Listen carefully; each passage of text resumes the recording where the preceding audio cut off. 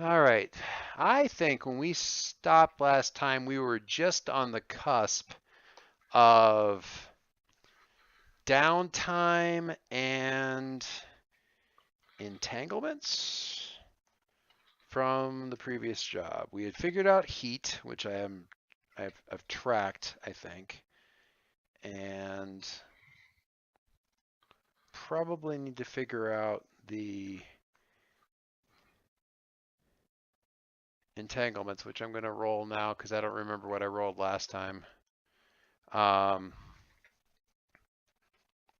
was listening to the recording though, so did manage to refresh myself. That's one of the best things about recording everything is just going, oh yeah.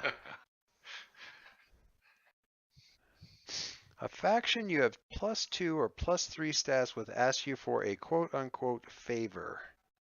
Agree to it or lose a status with them. If you don't have a +2 or +3 faction, you avoid entanglements right now.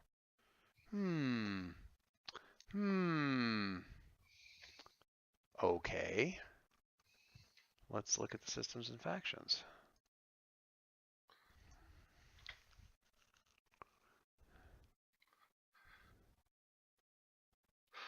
The Wreckers are the only faction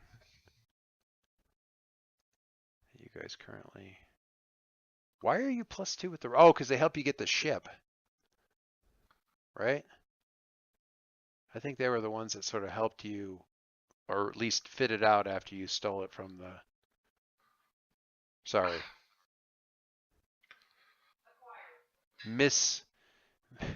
Misdistributed it out of the Counters Guild. Wreckers. Let's look at these wreckers and see. I would say it was just, creative accounting. I mean, it's the Counters Guild. Very creative accounting. Alternative numbering system. It's called double bookkeeping. Isn't it double entry bookkeeping? Double blind bookkeeping. Double blind. That's fine, James. It's all good. Wreckers. Hello? Hello. I can hear you. And now I can't hear anybody. Oh no. Can you hear me? Oh, I'm hearing you over. Makeshift base. I think I'm hearing over on your speaker. Yes, you are. Hang on. Makeshift base inside of a derelict ship near Baftoma.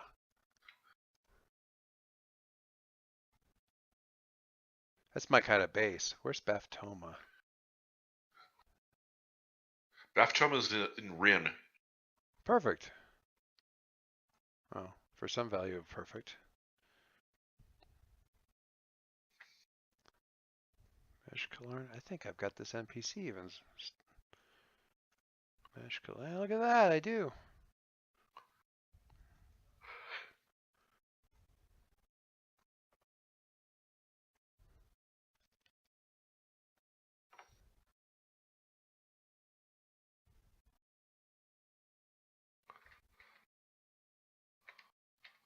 Oh, can you hear me now? Yep. Yes.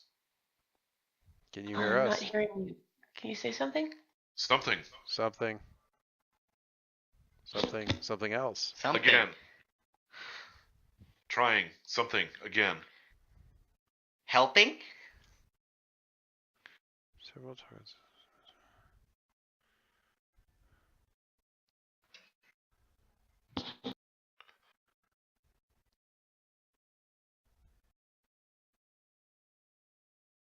Hello? Hello. I can hear you. We can hear you online. Hello. You can hear us. No, I can hear you now. Yay. All right. Can you hear everybody?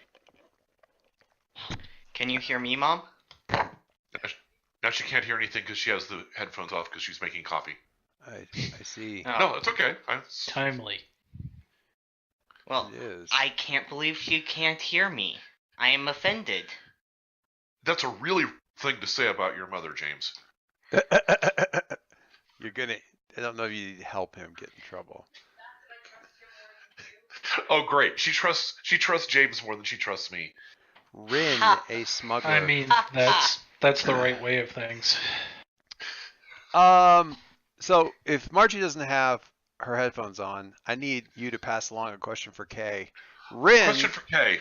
her Rin, smuggler friend, your smuggler friend, independent or works in a larger collective? independent or works in a larger collective?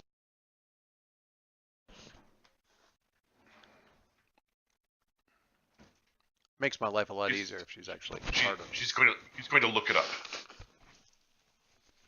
Makes my life a lot easier if she decides they're part of the Wreckers, or Born Eco Syndicate would be fine too. I think I heard Mike's ears perk up. Born Eco Syndicate? You don't say. Yes. You don't say. Sorry, super low energy today. That's okay.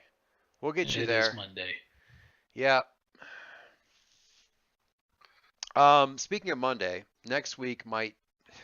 I'm having a hell of a time because I went from like 3 or 4 weeks in a row where there was like 2 or 3 games happening, and then the last 2.5 weeks where there's been like basically nothing.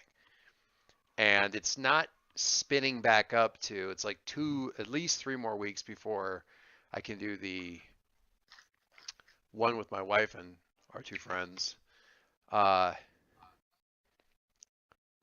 They doing like Ironwall Dave with Kim and Amanda from the Demolished Ones game. Ah, So all women New York Green Apocalypse. It's going horrible. It's going horribly. do you at least have enough spacesuits for them? Spacesuits? NASA had to cancel the all-women spacewalk because there were not sufficient numbers of women's spacesuits to do it with. Really? Yes. That's Shitting. I am not shitting you. that's All right. Oh, I thought it So- was because they were concerned that they would be a distraction. Should I be more annoyed with NASA for not having enough women's spacesuits, or everybody outside of NASA for not giving NASA enough goddamn money to have surplus spacesuits at any given time? I'm going to go for a third one there. What would happen fit- if there was an emergency? It's they're all hosed anyway in that case. Okay, so here's why I'm pissed. I mean, pick one. The requisition person did not even think to determine how many women's suits there were. Planning for whatever the spacewalk is. They planned down to the number of orange juice packets, right? You know, But not enough they spacesuits. should. Yes. Let's see. Walking outside the International Space Station installed new batteries. The past missions have been all male or male-female.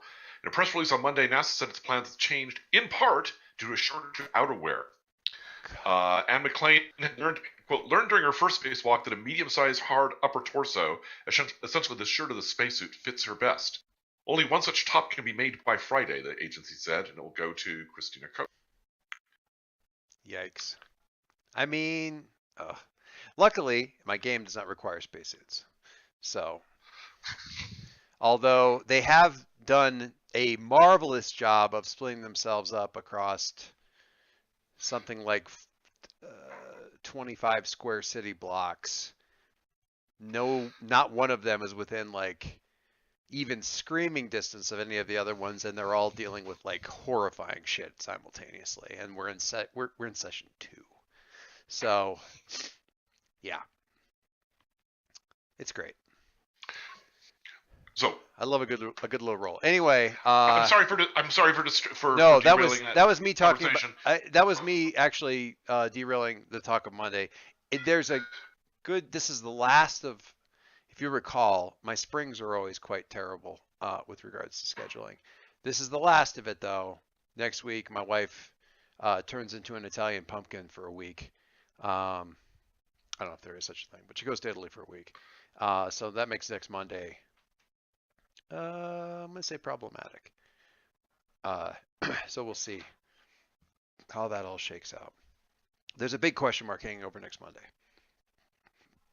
Okay. because I might simply not be back in time. Anyway, duly knowing. So the question to Margie.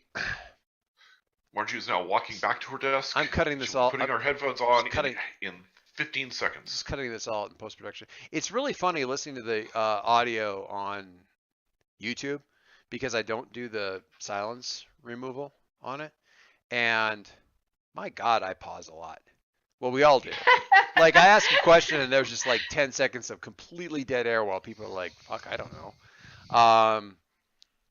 And none of that we sound incredibly caffeinated and just ready to go. As soon as the question is barely like, because I take all the silences and reduce it down to like 0.3 seconds or something like that. Like as soon as the question is done, the answer is coming in the podcast version. It takes a solid 20 to 25 minutes out of every game recording. I was going to So ask we what sound the like we're total really is. good. Yeah, I mean, but yeah, a 3-hour recording will usually drop down to about 2.5 hours, give or take. And a two and a So half. next time that you're listening to somebody else's podcast of their game, just, keep that in mind. Oh, I It's know not that they're. we're just... I know that, especially the podcast. I know they're tipping along. They're clipping along at a good. They've got to be edited, and you can hear the editing. Like I know enough to hear where they've got like, a sentence clearly did not start in the same breath as the end. The beginning did not start in the same breath as the end by any stretch of the imagination. You can just tell there was a big chunk that got chopped out because even the background noise shifts. Anyway, so Rin, smuggler friend, independent fellow, and the reason I'm asking is because he had asked for a how complicated do we want? Because he had asked for a favor, a job he needed some help with. I'm wondering if he's a completely independent operator, if he's part of a faction. If so, I direct you towards in the general vicinity of the 200 and I don't know, 350 area, 320 pages, page 320, somewhere around there, where the factions start up, and you can kind of go, yeah, he's probably. Assuming you have the book, around page 320, looking up factions that he might be part of. Here's the record. That is fine. I don't mind the complications. It's entirely up to you. This is a question for you to kind of figure out. The Wreckers are going to have a request for you guys as part of your sort of entanglements and whatnot coming up. But first, we're going to deal with downtime. So that's something for you to just ponder with Rin, see if you can come up with a good bit there. Tie him into however you would have known him from. I'm suddenly thinking of Indiana Jones and like the airline or the aircraft pilot that was flying them over India in the second movie. Kind of oh wait, those are the guys that like probably not them because they're the ones that like parachuted out of the plane and left them to die. So Yes. maybe not those guys, but somebody. Oh wait, wasn't the one? Yeah, the guy who was flying the biplane that the snake was in the first movie. Yeah. Someone like that. Anyway. Holt's got its heat. Ren's got its heat. Lovely. All right. Downtime. Gonna get back to. We're on currently the station known so poetically as SB-176, which, if the name didn't give it away, should tell you it was, I think it's Guild of Engineers, or is it Guild of Miners? I think it's Guild of Engineers. And just to give you, I think we're in, oh, well, too fast. Ren.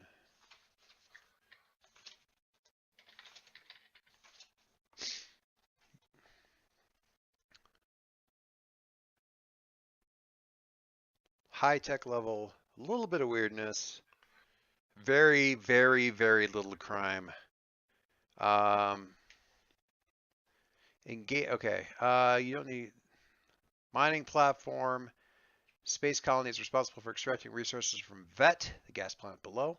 Mining rigs in the skies below, mostly manned by Urbots, send their goods to the central hub. Engagement rolls on SB-176 itself are always at -1 dice due to the ever-present station monitoring. Shouldn't come up unless you have a job right here. Any jobs run against guilders here are considered to be on hostile turf. Cold clacking of footsteps on the brilliantly clean main concourse, whispers of politicos taking tea at a parlor, children running down halls laughing, the hum of generators in the darkened side passages leading to the lower levels, dingy workers shouting in the cramped quarters of the mining rigs. That's the little photo snippets of SB-176, which seems like it should have a nickname and doesn't because engineers. Between jobs, your crew spends. It does have, but it's a silly math equation. Yeah, and nobody really gets like No. the people laughing at it. You just don't want to laugh along with them. All right. Between jobs, we have time at their liberty, attending to personal needs, side projects, downtime activities. Each PC has time for 2 downtime activities, unless you're at war, which we are not. PC can make time for more than 2 activities at a cost. Each additional activity costs a cred. The activities are listed on page 184 for you to we'll start listing on page 184. For any downtime activity, you may spend cred after the roll to improve the result level by 1 for each cred spent. So a 1 to 3 result becomes a 4-5, 4-5 becomes a 6, etc. And we have 1 cred that needs to get spent. 1 cred that I think we did though, because that was upkeep on the ship, right?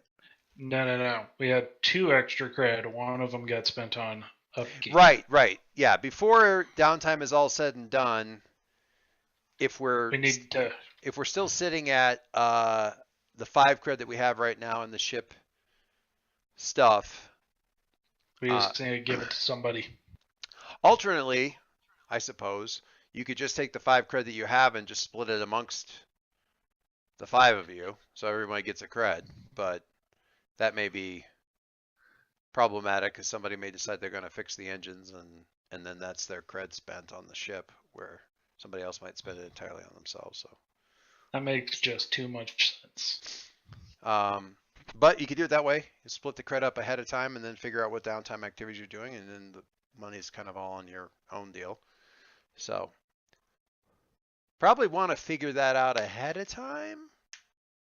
Maybe. I'm going to go with if there's still 5 cred at the end, then we'll give everybody 1. Okay. Like it. Sounds good. All right, so I'm just going to start in alphabetical order here and go, unless Armin would prefer not to, and just see what Armin wants to do for his downtime, or at least one of them. We'll do 1 downtime. Yes. Well, you get an extra one too, don't you? If I get 3. Yeah, because as long as one of them is the reduce heat thing. Acquire assets or lay low. All right. Right. So, for my first one, we're going to try to get rid of some stress. What? That's crazy. You don't have any stress, do you? Oh, wait. I'm sorry. You have all the stress. Gotcha. I am too short from trauma. Yeah, you sure are. All right, so Sounds like a fun time. that's indulging a vice, yeah? Yes. What's your vice? Luxury. Luxury. Okay. Uh-huh. So you indulge in your vice and clear stress. For more details, see vice. Okay, so what is that? What do you need to do for that? Well, let me look. When you indulge your vice, you clear some stress. Explain how your character indulges their vice. This takes time. Alternately, you may choose to have your character voluntarily lost, blah, blah, blah. You roll to find out how much stress relief your character receives. A vice roll is like a resistance roll in reverse. Rather than gaining stress, you clear it. The effectiveness of your indulgence depends upon your character's worst attribute rating, which is right now a prowess, a 1. Cool. Yep. Make an attribute roll using character's lowest attribute. Clear stress equal to the highest dice result. Pretty easy. You don't have to pay anything. You just what's it look like though? What do you do? Now Man, What I does need to get luxury look like? I need to get one of my friends involved so I can get an extra die. Okay. I admire So, this. Um, How about some high stakes gambling? high stakes gambling. That seems like a thing.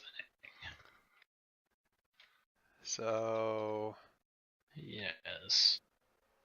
I mean, I can see probably not Samara. She wouldn't be here, but you could have any. I mean,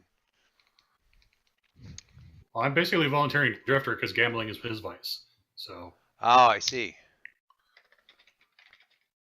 Well, I think what he was saying is he needs one of it to get his extra dice. He needs one of his like little NPC guys to be involved. oh, it's NPC specifically. Okay. Yeah. However, this would be very funny if it's like Guile,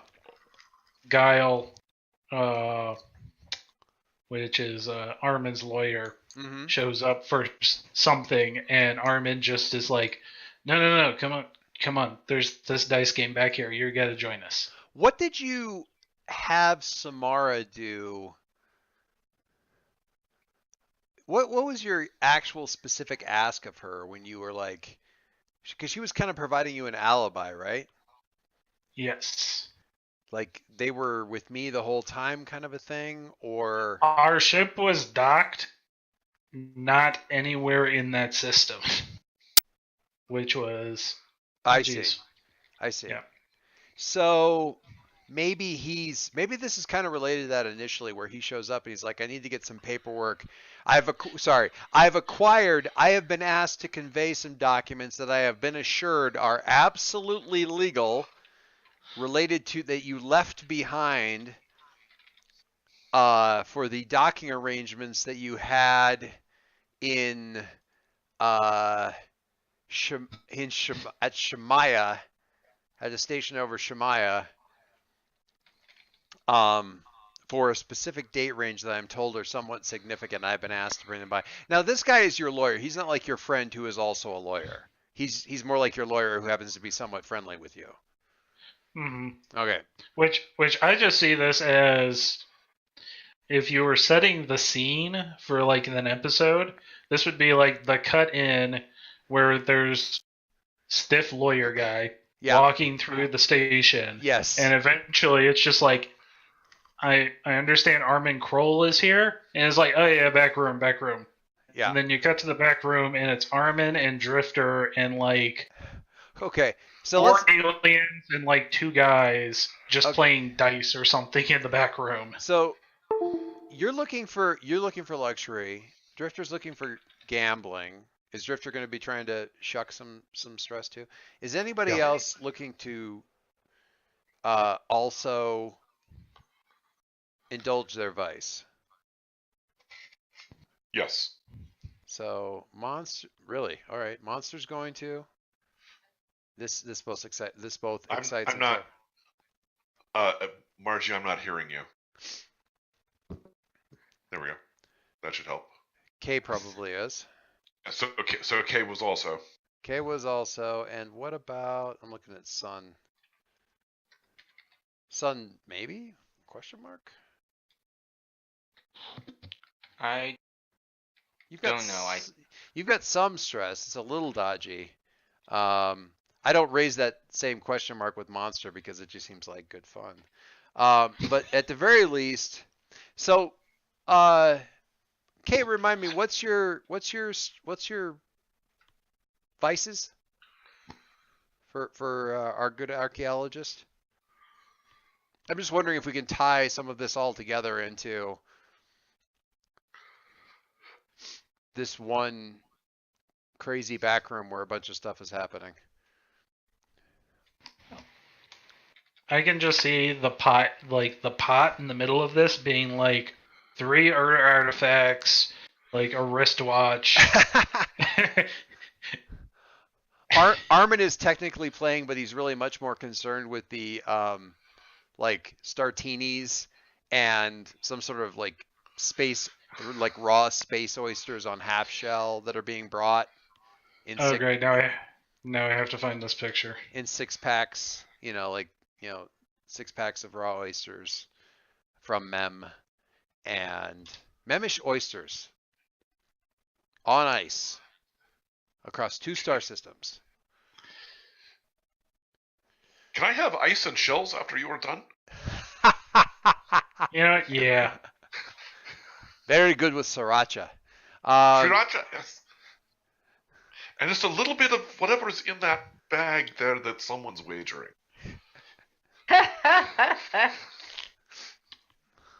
It's emerald dust. What the? Now, the thing is, he'd be just as happy as if it was,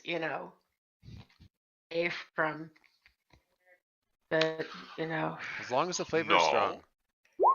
Would also be happy, not necessarily just as. Sounds like taste comparison is in order. Armin after a good roll. Nice. Okay. So we've got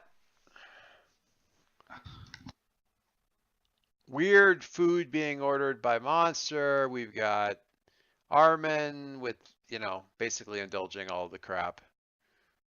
I put it in mind of like a space version of that, like the scene in Conan where they just party and party and party after ripping off the Tower of the Elephant, and they're covered in, furs and so on and so forth until they pass out in their soup.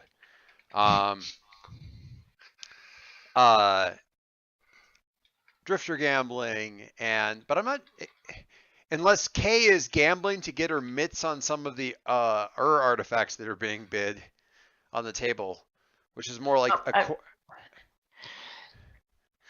like what? Say that again? Or to say more like. Oh, I was just saying that,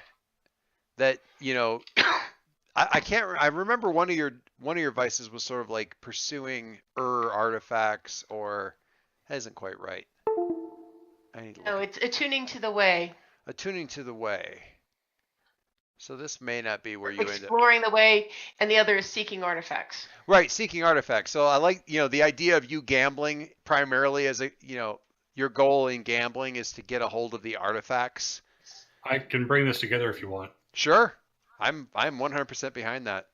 So the high stakes gambling in question is artifact smugglers who are using space racers as part of their cover. Nice. Drifter got a hold of a lead on this game, but he doesn't have the money to get in the door, where Armin does. Ah. Lovely.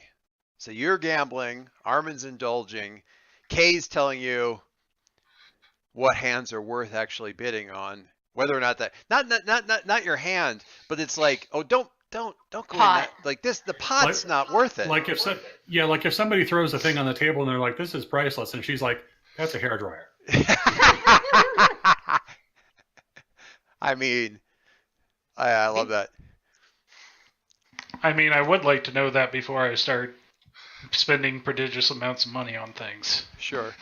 I like this. This gives everybody except for Sun and Sun's thing is actually Sun's is easy because Sun and Monster can both be back in the back just like ordering horrifying things from the servers. In Monster's case, or perfectly legitimate things from the servers. In Sun's, like, I'd like some of the blue powder. And what those two are doing here is actually work in the back line and the service, because these people are at a table. They're gambling. They're ordering food this whole time. These guys are bringing it out, taking some for themselves, and then tipping us off and saying, "Oh yeah, I think he's got this on the cards." You're expecting Monster to be that subtle? I mean, it could be. He could be, certainly. Monster's the decoy. Monster. And Sun is really, really good at this. Sun is really, really good at this. Monster declares either every hand is fantastic or awful. Sun is really good. It's going to be such an exciting hand. That's not helpful. Yeah. These cards are amazing. I wonder what they taste like with sriracha. Sun is really, really good at this until the powder starts to kick in. Unless he's not, indulging his vice. So working down through that, we started with Armin. How is that luxury treating you, Armin? Let's find out. Now, do you have the lawyer there with you? Is he like? Did you? I figure he shows just shows up, and now it's like, no, come on, blow on my dice. Okay, I love that. So just so I'm clear, I want to make sure who's doing what. So, son, are you indulging your vice? If so, what's that look like? If I not, am not. you are not. So what are you doing if not that in this scenario? Are you still just having a good time? You don't have to be like. I will go along and use this as training. Okay, you're watching all the. You're noting people. You're people watching. You know, I'm put in mind somewhat of Antonio Banderas's character in the 13th Warrior. You know, where he like figures out the language by traveling with these guys for like, how did you learn our language? I listen. You know, he watches all the little bits and pieces until he starts to figure out stuff in context. It kind of reminds me a little bit of that, and you know, with kind of how you picked up that last skill. There's a similar sort of sci-fi game I noticed a couple days ago that has a jack of all trades ability where you don't have a skill. You have one less skill, but you can roll a skill that anybody else in the group has once per session or something like that. Nice. Kind of reminds me of Sun's thing. Anyway, okay, so yeah, you're kind of you're learning, you're educating yourself. Monster, are you indulging your vice? Or are you just being monster? Okay, just making sure. No. Right. I'm like I said. Yeah, I'm happy to be bringing in from the bar and swiping. Yeah. Swiping a few bits that look interesting. So Armin's here. You know, no, blow on these dice and then finish this last tray of oysters before we order the next one. And finish off my Startini. I didn't like the mango in this one. I feel like I should just put the word space in front of it. Space mango Startini. Anyway, all right. Better version of the first one. Nice. The money coming down.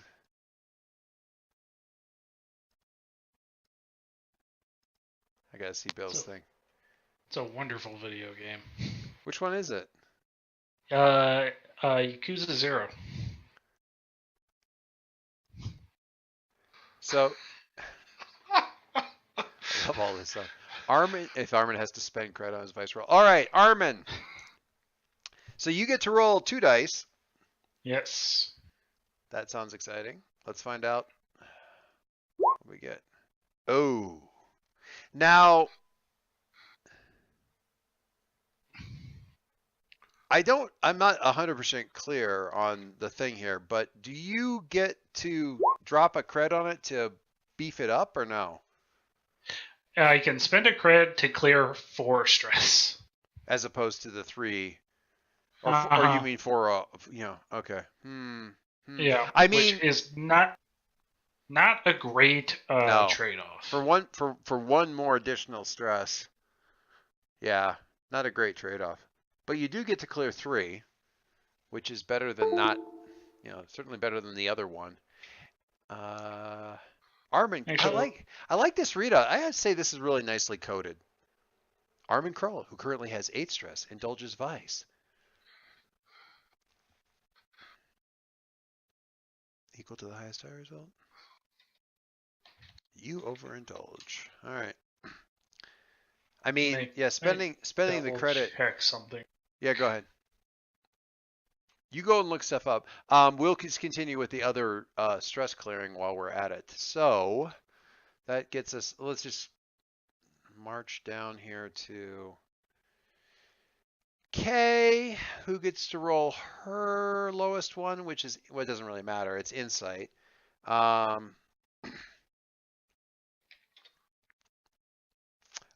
Before you roll, can you tell me, Rin, what did you decide about your smuggler friend? Well, she's sort of like a McDonald's franchisee. So she's associated with the syndicates, but she's not of the syndicate. Does that make sense? The wreckers, she does work for a couple of other people. She's marginally under umbrella, Okay, but so yeah, kind not of at the kissing ring stage. I see. Okay, so how Han would be with Jabba if Han wasn't screwing up. Interesting. Okay. So I would say if you really wanted to, if you would like, Rin can be here as well because we already knew that there was a deal there that they wanted to talk over with you as part of the help from last time. Mm. So they could, sort of be here. They're not pushing, it's like we can wait till after you're done. Everyone's got to blow up some steam, kind of a thing. And just kind of, you said she? I think. I can't remember if you said she or not. I don't remember. Oh, she. She? I don't think I have a good. I don't have Rin up here, so easy enough to get one. Doesn't really matter, but perfectly willing to let you blow off steam, have a night out, and then talk about this stuff in the morning. But since they're already in the loop, I don't have a problem with you having them here if you want to, because if they're involved in the whole thing, you get to roll additional dice. Mike's turn. It's up to you. So just that one and spend credit, clear. If I had just that one and spend credit, clear 4, which was the best value. But if I spend 2, I'd clear 6. Oh, I see. Yeah, because it bumps it up in that manner. I don't know. Yeah. I don't know. 2 seems like a lot of cred to spend just to get. I don't know. But I'm not the one with the. It clears off 3 more, which would get me down to 2. But right now I'm at 5, which isn't the end of the world. No. Try not to get shot. Do anything stupid. Yeah. Don't worry if you get shot. I can help out. Yeah. Shooting is a better solution. Yeah. Okay, so. I'm not saying I'm hoping you get shot, but, if you happen to. It gives me something to do. Okay, so. Kay, is Rin in the background with this stuff or no? Yeah, she is. Okay. Because we're going to hang out afterwards. I'm not planning on being late. Yeah. So over next to your or incapacitated. Over next to your stress thing, there's a button there for indulge vice that you can just tap, and I think it'll ask you if you have an extra dice to roll. Go ahead and do that.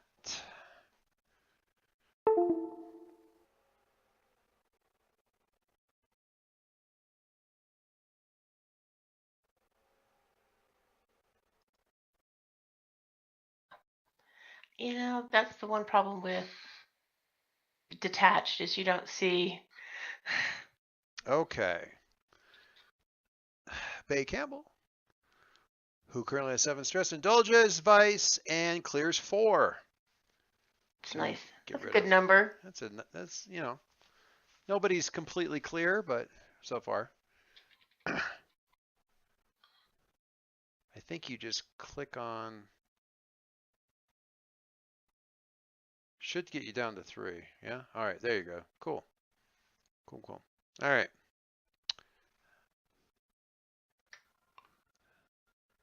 Just getting to see. So in exchange for Rin waiting for me to finish up with these guys, I'll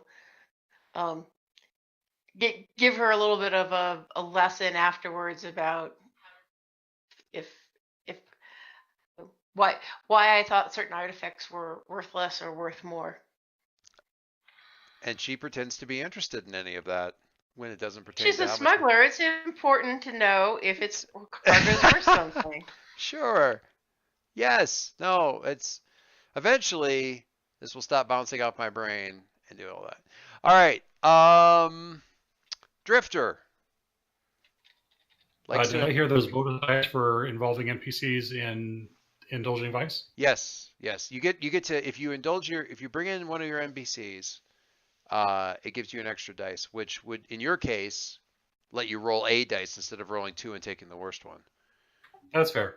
So I'm going to say that the rival that I've got, Chos, the professional racer, Oh, she's the one who tipped me off to the game because she's in racing and knew about this thing. She had gotten an invite to show up and just kind of be, an accessory to the game. But she sent me in her place.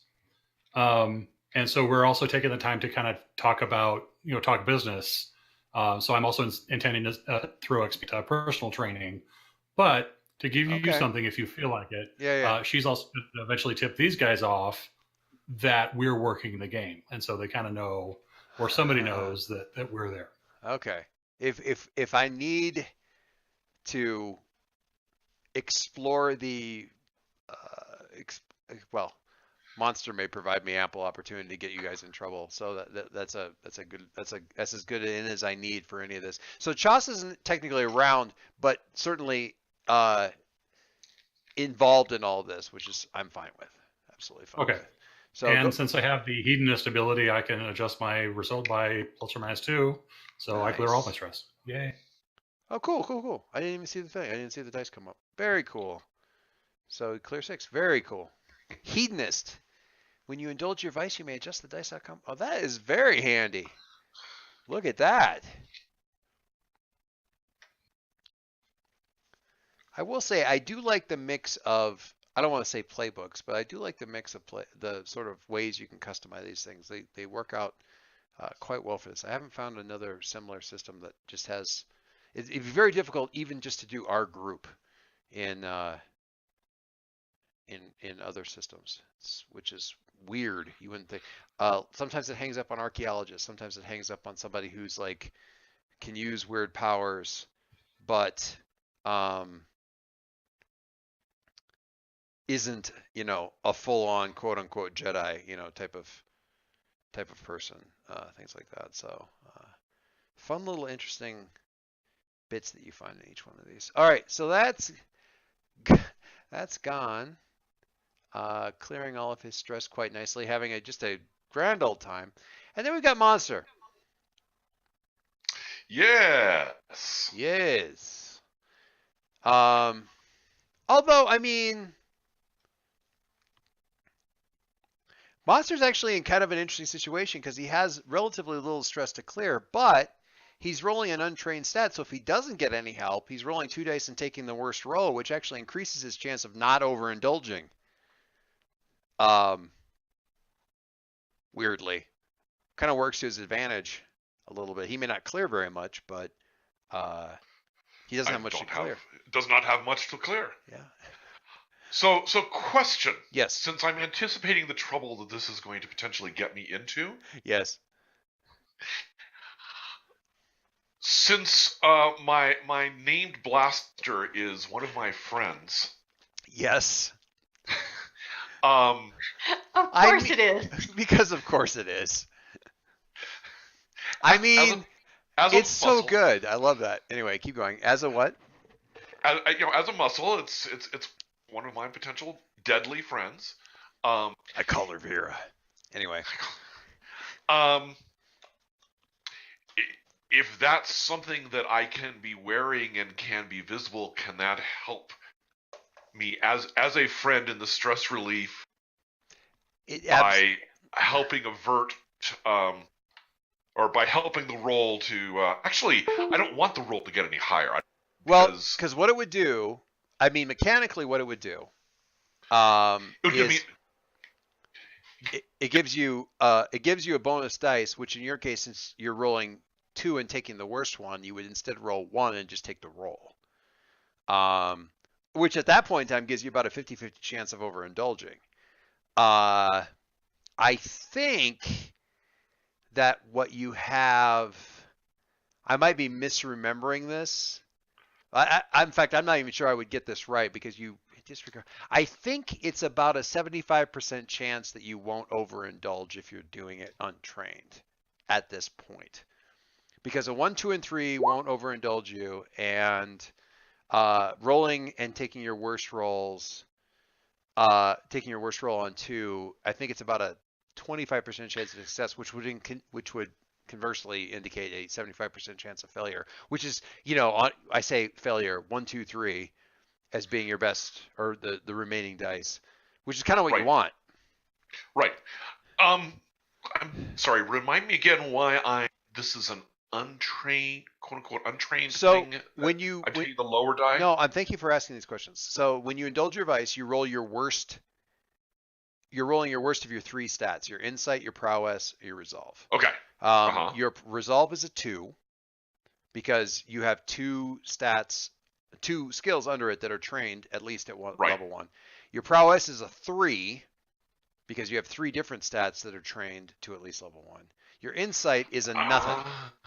So you roll your worst stat, and since it's a 0, you have no dice in it at all. You roll nothing. And what that means is you roll 2 dice and take the worst roll. It's what Gon would have done also, except he had his friend here. So, and honestly, I think that may have been what. No, Kay had 2 dice to roll. Kay and Armin both had like 1 dice to roll, and involved their friends to roll 2 dice to get better results. Gon fought off the idea of taking the worst roll. You kind of want that. So honestly, I don't know if you want the blaster bolt. I would just do. Yeah. Trained. Let's do the untrained. Yeah, I think. Sure. Now watch this. He'll roll. Because I already know what's going to happen if I get in trouble here. You just watch. He's going to roll double 6s. So I'm sorry. I'm sorry. You just doing the? All you do is you hit the indulge vice button that's kind of near your stress. And that's it. You don't add any dice or anything. Okay.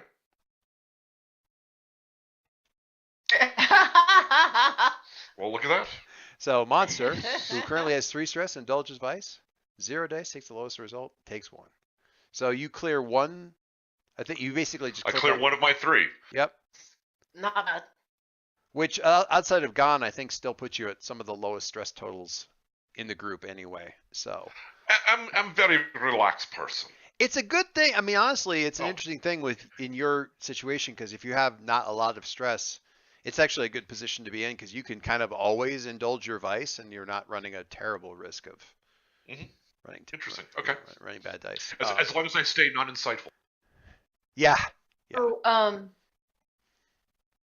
I put an image for Rin up on the other page on the. Up on the Discord. Lovely. Yes, because you can post the photo there, whereas you have to do a link on the Roll20. Yeah. So. Very cool. Oh. Very cool. I'll be saving that down here so I can get them in here. Lovely. I like it. By the way, James. What? Left your Twix here. Oh no. I thought I had some Twix up my sleeve. Guess I didn't. Oh, really? Oh. You should have left them for the boy. We Honestly. all know that Twix are for kids. Oh my god. I blame Dave for both of those jokes. Actually, no, you shouldn't, because I saw. James started it. Yeah, I saw a post online with that joke on it. If you two get into an argument about who gets that Twix, is that a bar fight? Oh. I mean. Sweet. You get the muffin pan. Oh my god. Smuggler, friend of K. We'll put that in all players' journals. Save the changes. And there we go. We've got Ren. Let's drag down here into the NPCs. Lovely. All right. So, really, all things considered, a good and not terribly. I mean, Drifter came out of this feeling just great. Armin, hangovers. It's a thing.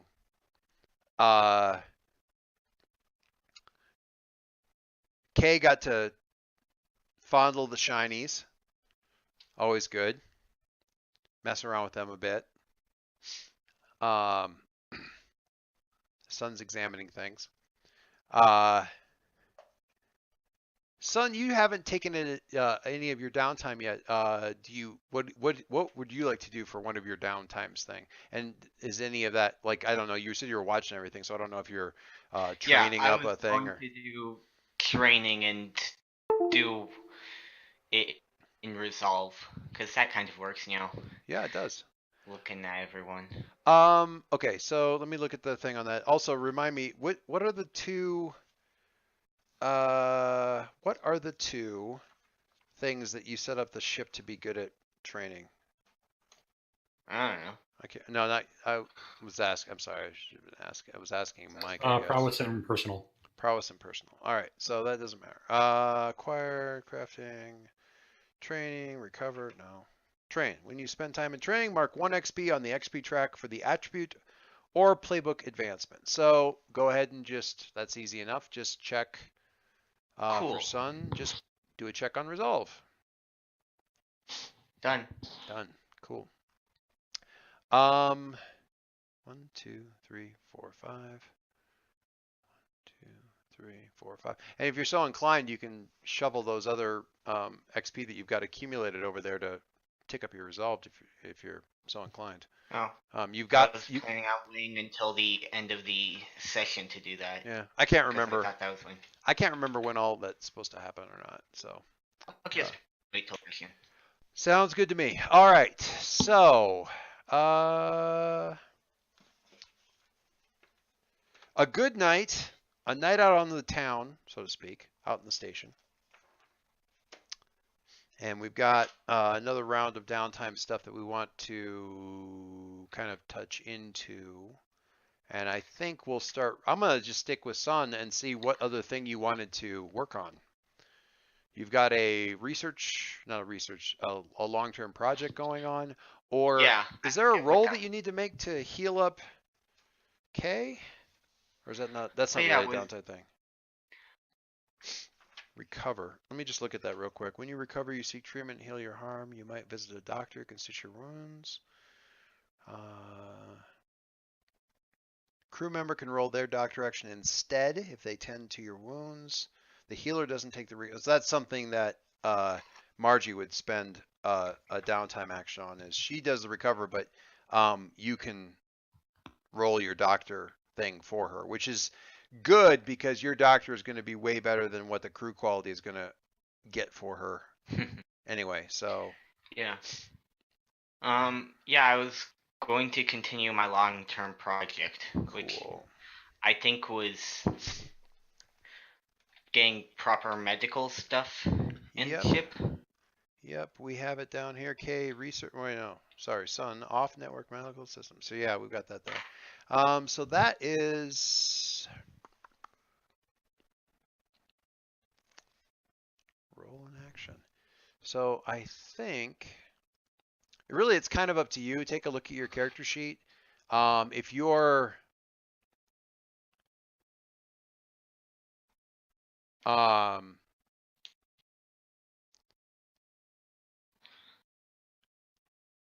it could be more of a sort of an academic, researching the stuff that you need to gather up for this thing that's going to be, checking out what shipboard systems are supposed to look like. It could be a doctor thing, which would certainly make sense. It could be a sway thing to call in a few more, because I believe you used sway last time because you were going to reach out to one of your contacts. You could certainly use doctor to, sort of make your way around the system or station rather to pick up some appropriate parts, all that kind of good stuff. So could really be any of those. What seems like a good way of moving this project along right now? Maybe using rig to kind of set up a space on the ship. I like it. Okay. So you'll be rolling study, or rather rig, which is straight up just one. If you want, I mean, I can't think of any reason why you wouldn't be able to like push yourself on these rolls, but you can go with the 1 dice. It's fine either way. I mean, even if you get a 1, 2, or 3, it just means you don't move the clock along very well. So it's kind of it's not terrible. Yeah, No I mean matter- it's just You know, slowly moving the it's project just along. it's more slowly moving the project along. So but yeah, I'll I think just roll one. the rig thing works really well. So go ahead and roll the rig. See All where- the normal risky Yeah, standard. Yeah, it doesn't really matter in this case, so just kind of take whatever the defaults are. And we get a 3, which moves it along one more little tick here, so we will get that thing here. Whoops, I'm on the wrong layer. Objects and tokens, there we go. Multi-sided, choose our side, and we'll move it another tick along. So halfway there, getting there. Okay. As you start to slowly You clear know, it's out. not like Go ahead. it's not like we're in desperate need of air or anything. Yeah, no one's getting shot. Monster needs to work on that. Yeah, come on, you guys. Campaign is still short. Yeah, so kind of clearing out one of the lesser used rooms, borrowing tables or some sort of wall mounted like shelving or countertop kind of thing, and mount, figuring out how they're going to mount on the walls, fit those things in, all that kind of good stuff. Monster, what's your thing? Since nothing went wrong with you ordering horrendous food. Is day after start of long-term project. Oh, really? Cool. What's that? Want to learn about Aleph Key. Oh. Maybe how to use it. Maybe how to find others of it. Okay. I think that's probably going to be. There's a lot of stuff about the Aleph Key, so I don't think that's a particularly complicated project, to be perfectly honest. I will. Let me get this guy, and we're gonna grab him, move him up here, and we're gonna layer him into the token.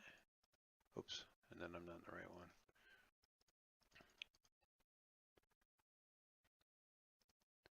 Get this all set up. This is if you scroll down a little bit from the main screen to the map here, and we'll call this monster. Learn about Aleph Key.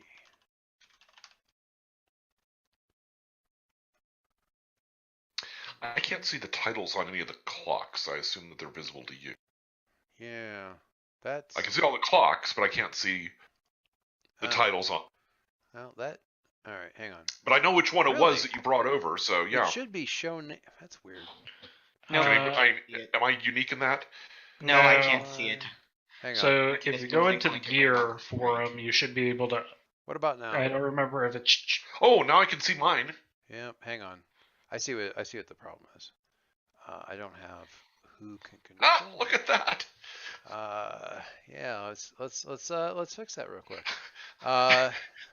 Much more helpful. Save players, and we'll do this one. It's who's can control it for some reason. It should be. It says like show nameplate. You'd think that would be enough, but no. You have to make it controlled by everybody, which is fine. Controlled by all players. Get the visible ones up here. There's a bunch that are hidden. There's a whole pile that are hidden, but those are fine because those are like, what is this NPC faction working on? How far along are they on the hunt you down to a grisly death project or whatever? Okay. All right. So monster, learn about the Aleph Key. So what are you doing for that? What are you, in what fashion are you learning about the Aleph Key initially? while you're on station here? Yeah. I mean, you're terrible at study. I'm not. Yeah. I mean, Alternately, I mean, you've got the case with the Aleph key in it, and you have a tune. I was thinking this is not something would be doing lightly by any means, but maybe as a start it is if to you're get an inspiration, just kind of stare at it a while. You say it's not something you would do lightly, but maybe not something you would do lightly, but it is totally something Kay would do lightly. I mean, she basically was like, let's have some breakfast and, a tune away object just for the hell of it. I was just reminding of the howling unknown, Yeah. consequences. Yeah.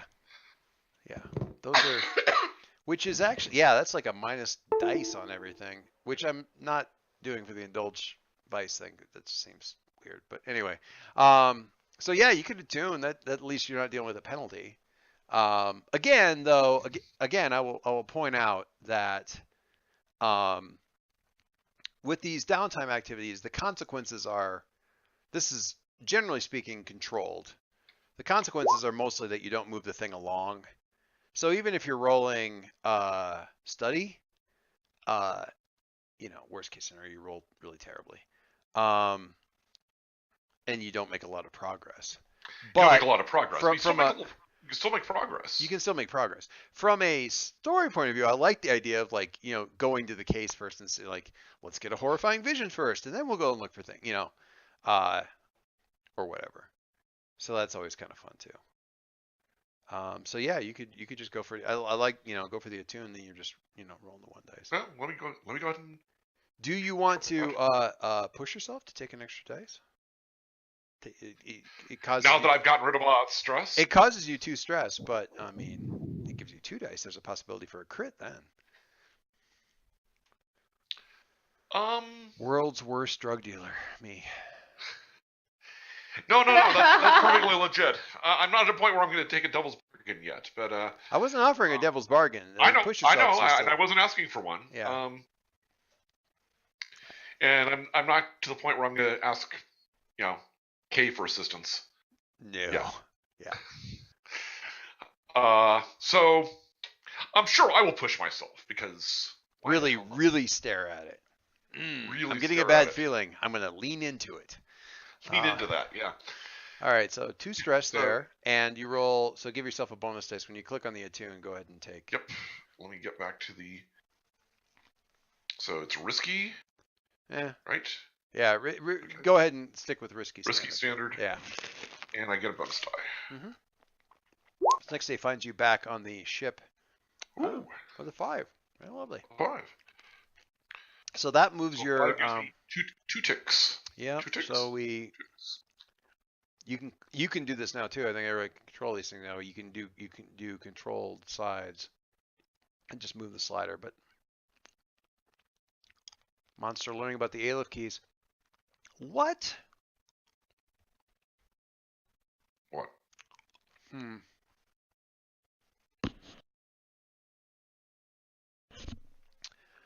I was trying to think. What?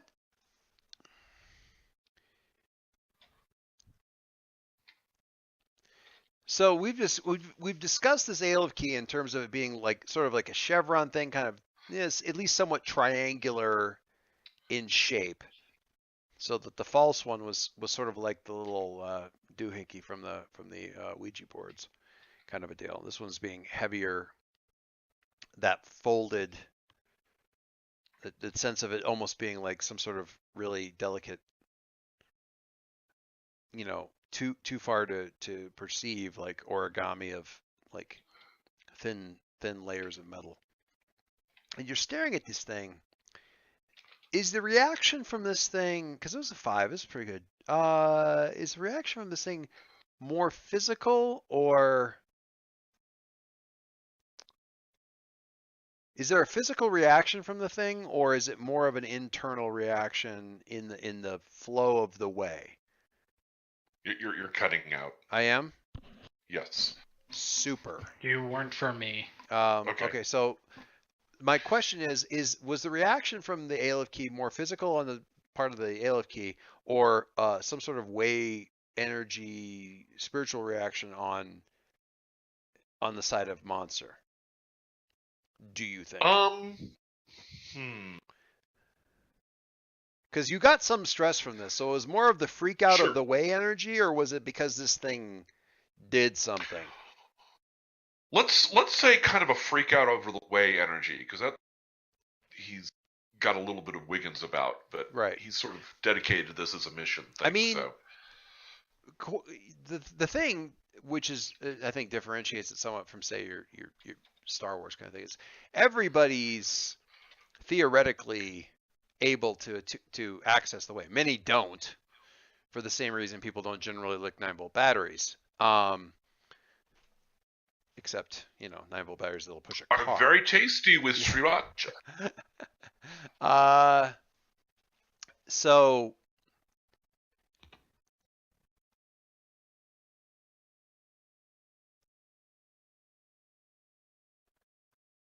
the image that you get flashes of, you can't tell if they're actually tall, lanky figures or if the vision is almost, because the vision that you're having is kind of a wavering one, almost as though you're looking at something through or from underwater or something like that. So maybe it's distortion or something of that nature. But you see beings bearing those. The one that you're looking at your own hands, except they're not your hands. Holding the Aleph key and approaching sort of a central plinth, but I say plinth and you're going to think stone thing. It's much more of like definitely technology type of stuff. So has at the same time looks like carved stone, at the same time impossibly advanced technology, like to the point where it looks like a grown thing. And approaching from 4 other directions, 3 other directions, people of the same basic build, but wavering, and possibly it's distortions in the air and the heat and stuff like that of these other individuals who are also bearing similar objects. I'm going to say devices, that's not quite right. Objects. The thing that makes you pull back a little bit and kind of pulls you back out of this is literally a pull, because as you approach this plinth, you feel a magnetic pull on the object, and you sort of reflexively grip it to keep it from being torn out of your grasp. And it's not a pull towards the plinth, it's a pull towards the other objects that want to connect with one another as they approach this device, whatever this thing happens to be. And this magnetic tug of like a big heavy, industrial magnet in your hand, yanking kind of, is what jerks you back out of it. What's crazy about that is you very specifically left the Aleph key in its case. You open the case and we're staring at it, and when you kind of jerk back out of it, you're holding it in your hands in the same position as this person that you were like having a vision of it. You look, kind of step back and you're like looking down, you're sitting at and the Aleph key is in your hands, which is not where it was. I put it back in the case, close the case, latch the case, airlock the case. Anyway, look for some cargo bindings to wrap the case in. Okay. All right. So there's you advancing the project. Going back up to Drifter. Drifter, what have you got for your other downtime thing? As mentioned, I was just doing training, so I marked the XP on that. Marked XP. All right, very cool. And what are you training? Is it physical or just personal? Personal? Cool. Cool. All right. Did you mark your 2 boxes? Oh, you Yes, I did. Oh, very nice. 2 for personal and prowess. 2 for personal prowess. What? I mean, broadly speaking, what are you? Is this more of like an on-ship thing, or is it out in the station? Like, what are you? I think. Well, this was his conversation with his racer Oh. rival, where he got in touch with her and basically said, "Hey, I don't know if you heard this, but somebody just set a whole space station, rocketing at high speed with their ship. You want to hear about that?" And she's like, "Yeah." And it kind of just went from there in shop talk. So he was essentially telling her that story, and then she has to try to one up that story to impress him in return. And he's hearing things and learning things Little about, yeah. little piloting improvisations and whatnot. Yeah, and so basically these two are just bragging on each other or on themselves to each other to try to get, to try to score points, but there's still useful information that comes out of it. Yeah. You can't let it be completely useless BS, because it actually, this needs to be sort of, verifiable, assuming you have the skill to verify it, of course. Okay, what you got? I believe I'm healing. Recovering. All right. Recover. When you recover, you seek treatment and heal your harm. You might visit a doctor who can stitch your wounds. A crew member can roll their doctor action instead if they tend your wounds. You can treat yourself, but it will cost 1 stress to do so. That's if you're a doctor. When you've received treatment from your recover action, clear all level 1 harm. If you have harm remaining, advance your healing clock on your character sheet just below your harm tracker according to your recovery roll. So I didn't quite understand, but So look at your character sheet here. You have a progress clock on your recovery. When you recover in downtime, clear all level 1 harm and advance your healing clock. So, for instance here, like you see I'm clicking on stuff. It's underneath where your harm is listed. There's like a 1, 2, 3, 4, 5, 6. So when it hits 6, then your level 2, I think, clears out. So it's a bit of a pain in the ass. Even with your best roll, healing wounds takes time. Remember to add +1 dice to your roll if you enlist a crew contact to help. When your healing clock is filled, remove all harm. If you suffer further harm before you finish healing, reset your healing clock. Yeah, so don't shoot K. The Stitch has a special ability called Patch. Do you have that? I suddenly asked Sun. He does. Oh, that's a different unrelated thing. You could ignore the penalty during, which may come in handy because you can give you a doctor someone temporarily to relieve the effects of harm. So Patch can or Sun can do kind of like all right, you're not 100%, but take these, and that should quiet the screaming in your brain until so it can kind of like use this doctor ability to kind of keep you from having to deal with the penalties. It still doesn't help you if you take more harm while you're not completely stitched up, but can kind of keep you functional. So yeah, basically gives you like an antipsychotic. I don't know, whatever it would look like for the screaming of the. What was the thing called? Unknowable. The Howling Unknowable, blah, blah, blah. All right. So you use your thing, but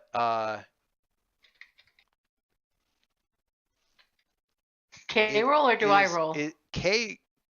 I'm sorry. Sun rolls doctor. Yep. Yep. And then we just take their roll. If you want to spend a cred on it, then that like takes whatever result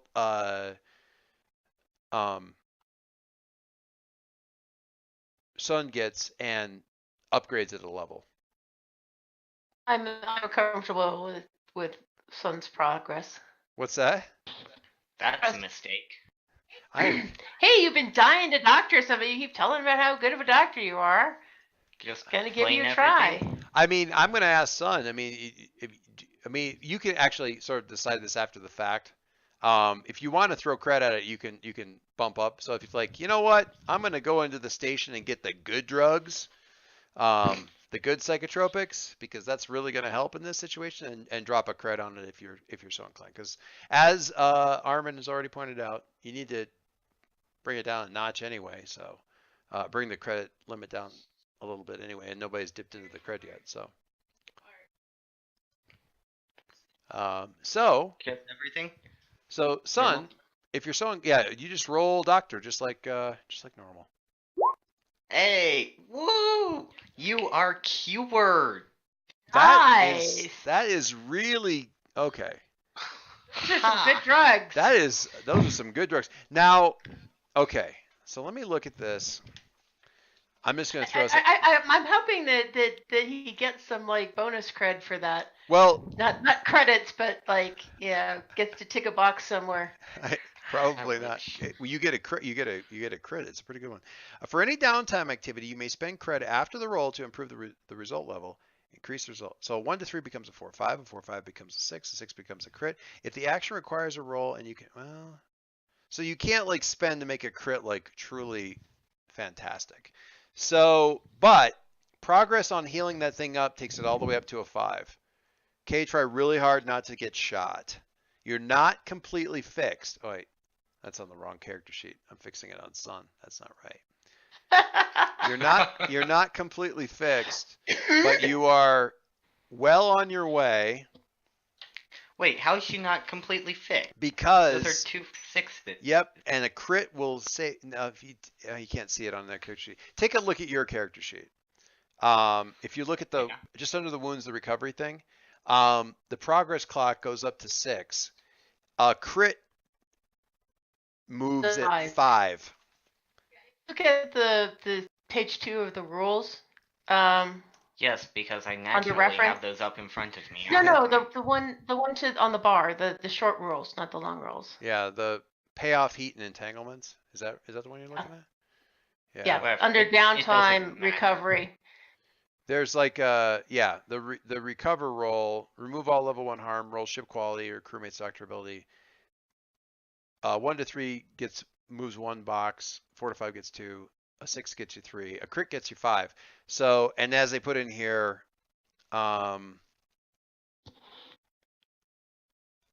even with your best roll, healing wounds takes time. Remember to add a die. So there's literally no way to go from nothing to completely fixed up on a single downtime roll. But you got the best possible result you could, which should be commended. Just K needs to not get shot until you get more downtime. And that leaves us, I think, with Armin. Armin, I think you have 2 left. Yes. Kind of. I have 2 left. All right. So what you doing? So first one I'm going to do is pretty simple since we have like 5 heat and hold. Yeah. And I think this is just like a really easy like flash forward to after gambling. Yeah. Armin walking down the hall with like one of the corridors of the Sure. station with Guile, and it's just like, yes. No. You have a typo here. It says we were there for 1 week. We were there for 3. Really? Really? Yes, 3. Really? I assure you. So you were there until you flew here. Yes.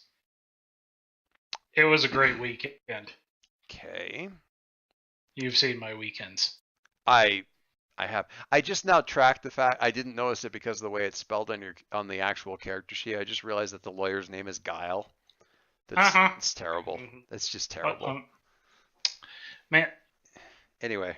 Armin's last name is 1 vowel off from cruel. I mean, I didn't think very hard about this. That's fair. All right. All right. So do you have to roll? You have to roll for the reduced heat thing, Can't remember. I Lay think low. so. Lay low. If you want to reduce your crew's heat and wanted level in the system, start by hiding in another system. Done. Say what you want your character to do, blah, blah, blah. Maybe you... I got all that. So Hiding I think this is... Roll an appropriate action. Sway? Probably? It's either sway or consort, it feels like. They're the same one, so Yeah, I exactly. feel good about those. It consort's more like charming somebody. Sway is like talking them into stuff. That and- seems. Throw another dice in it because guile's involved. The Yep. person, not the verb or noun, whatever. Guile, noun. Uh-huh. So that's a crit. Okay. All right. Critical. Reduce the heat by... Oh, really? Couldn't have been us. We weren't even there. Reduces the heat in the system by 5, which is all you had. So that's done. Let's just clear that out of the counter. Lovely and well done. Good use of time.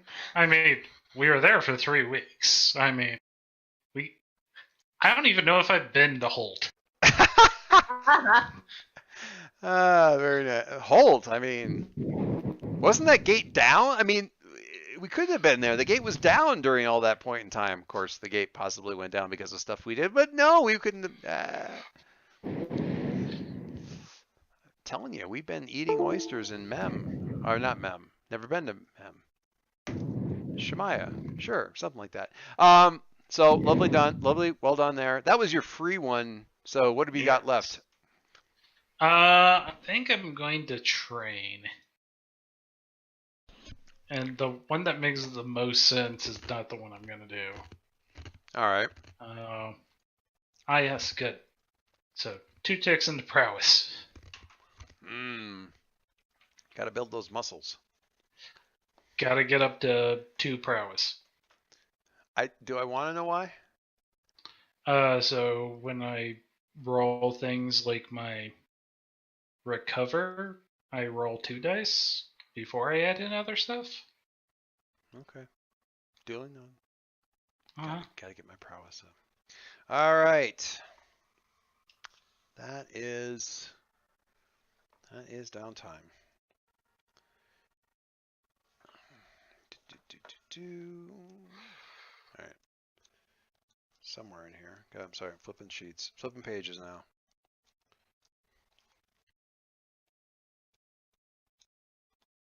Really.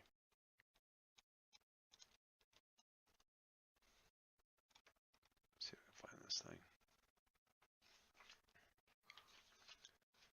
So you're talking with your lawyer friend. Rin's talking to... Everybody's kind of, well, at least a couple of you guys. We got Drifter talking with his rival. That's an interesting relationship because you're rivals, but it's more of a... They're frenemies. Yeah, frenemies. That's a good Yeah, good word and for it. as mentioned, she's still going to sell him out to the people that he was going to go gamble with. So Right. it's not like they're getting along really great, but It never quite came up in this case, but it could in the future, and then it can just sit there. But that's fine. causing you all kinds of difficulties. Honestly, the fact that they let you off without anything really happening. Well, actually, this was a gambling thing. So, all right. God, I'm gonna have to go to the index. I can't find this bloody thing. Good Lord.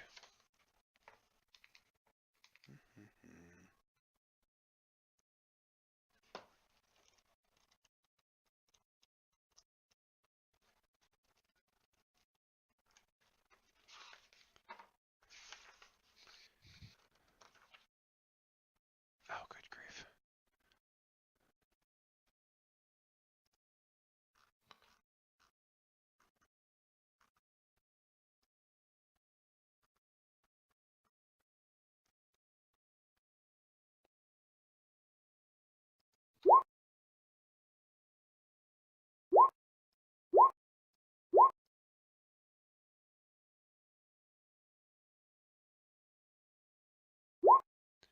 All right. That's a lot of rolls. Yeah, I'm just flipping through real quick.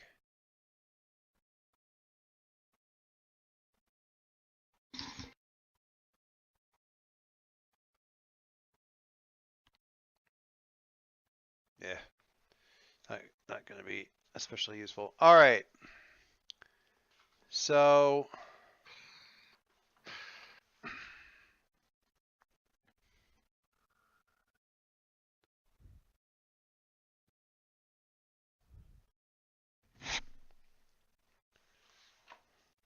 looking up syndicate stuff here. Bornico guys are.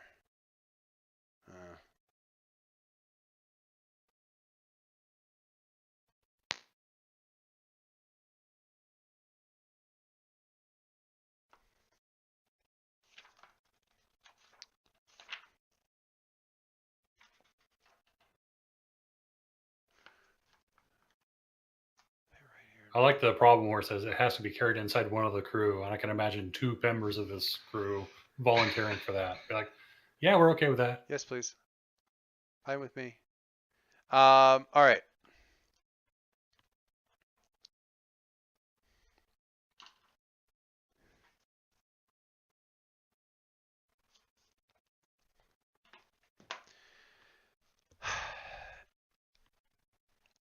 You might have heard this is Ren talking to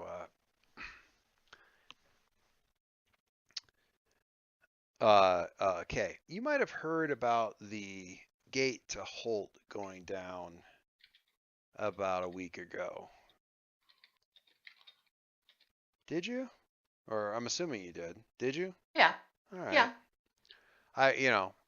I know you weren't around here officially, but yeah, bit of a problem at the time, and caused a lot of not. I mean, everyone's news was kind of, but things got a little bit squirrely sort of throughout the whole system here, about the same time that happened, and they got some folks who heard a few things, kind of want to take advantage of it. There's a couple ships that were, let's say, traveling along a less well-traveled route through the system. On the way to that gate, and when about the same time the gate went down, near as we can tell, near as anybody's been able to tell, there was a lot of really weird activity along some of those.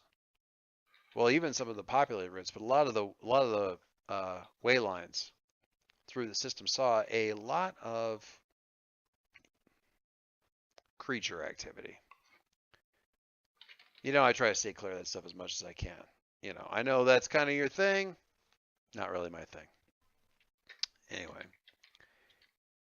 I prefer to observe them, not to encounter them. I had a favor that I owed somebody, and they decided to call it in with regards to a couple of these ships. Some of them got wrecked well enough that they had to eject lifeboats and just float through the black until they got into more well-traveled space and got picked up. They haven't told anybody where the ships were at, and they've reported them destroyed because they don't really want to be associated with what they might find if the ships are salvaged. So officially the ships have been destroyed. Unofficially the ships have not been destroyed. They're just floating out there, and this person who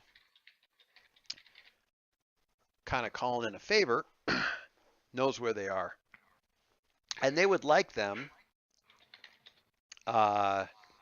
salvaged as much as possible, or if they can be rendered operable, carted somewhere. You can get them. There's 2. I would really like to not do this because I just would prefer not to go anywhere the way these way creators have been. Just seems like a really bad way of it's kind of like having a peg leg and driving into a termite mound, if you catch my meaning. And since I'm doing this or I'm involved in this because I owe somebody a favor, and somebody else I know who doesn't mind that kind of thing owes me a favor. I thought maybe someone with your expertise would be better suited for this sort of thing, and everybody's happy. And they'll still, it's a favor, but they'll still pay you. It's a pretty simple deal. Find the ship, get it operational. If not, cut off some of the most useful bits. You got some mechanics along with you. It should be pretty easy to figure out. And then bring them to a set of coordinates. It's all here, even in Rin. You don't even have to jump a gate. Easy peasy. How's that sound? I'm Well, hoping it I'd sounds really good.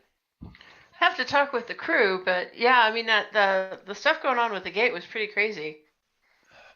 I'm sure, your acquaintance wasn't the only one that had problems, so probably a lot of attention looking for a disabled craft, I would imagine.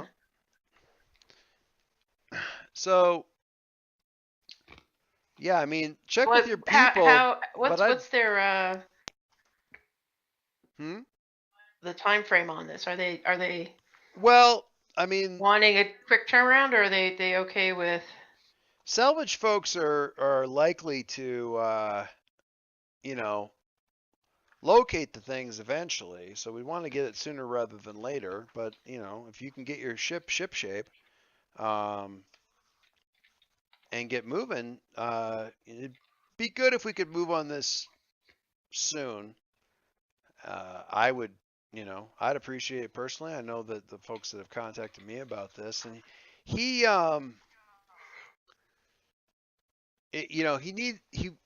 the parts or the ships or whatever you can manage are need to. It's in one of the broader orbits around Baftoma here in Rin. The ships themselves are kind of out in, dark space lanes, so not so relevant. Do we know what damage they took so that we can be prepared to? Not so much. Nobody really wants to talk about what happened, and that's half because they don't want to associate it with the ships, and half because it could be that they just sort of panicked and ran. And they don't want to really admit to that. So that's. But I mean, I'll tell you. Go ahead. Go ahead. So I mean, the pay's good. I'll take a minor cut as a finder's fee, kind of setting this whole thing up, and you're still going to get the lion's share of the whole thing. And I honestly feel like it's going to be a pretty easy job. I just prefer not to get anywhere near those damn things if I can avoid it. No, you never liked the bugs. No, not the bugs, not the squids, not the manatee or the manta rays or any of that stuff. It's just not my thing. So just so I know, the people who want to get the boat are the ones who should have the boat. Well, I mean, it's salvage now. Really, anybody who finds it is sort of really on them, and they're willing to pay well for it. These are folks who need a lot of salvage. They got a big project working on. They need as much stuff as they can. So, it's not going to any nefarious purpose, technically. I just want to know the level of risk if we get caught with the chips. Oh, no. I mean, again, legit salvage. And you're going to be in the dark lanes. It's not like you're going to run into a patrol out there. That kind of thing doesn't really happen.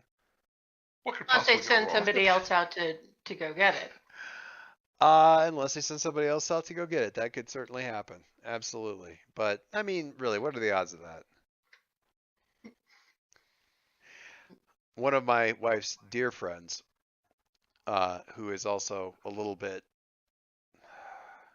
crazy? I'm going to go with crazy. Loves to say whatever the phrase is that would like horribly jinx the situation. Like, I'm sure everything is gonna go fine on your second attempt. It's gonna. I'm sure it'll come off like all of those like things you never say. She does that by default. Like that's her move. Um, so, and Rin's kind of a little bit like that too. Is like, she's got you a little bit. I mean, you owe her, and that matters. So she's giving you a little bit of a ribbing, in any case with this kind of thing. So with her cut out of it, it works out to being kind of a minor job, but they'll still pay like 4 credits, and it's a relatively, easy one if you can go for it. While you're pondering that or bringing that back to the crew, I realize we never got around to figuring out what we need to do to actually fix that fix the ship, which is still dinged, right? And we still have creds.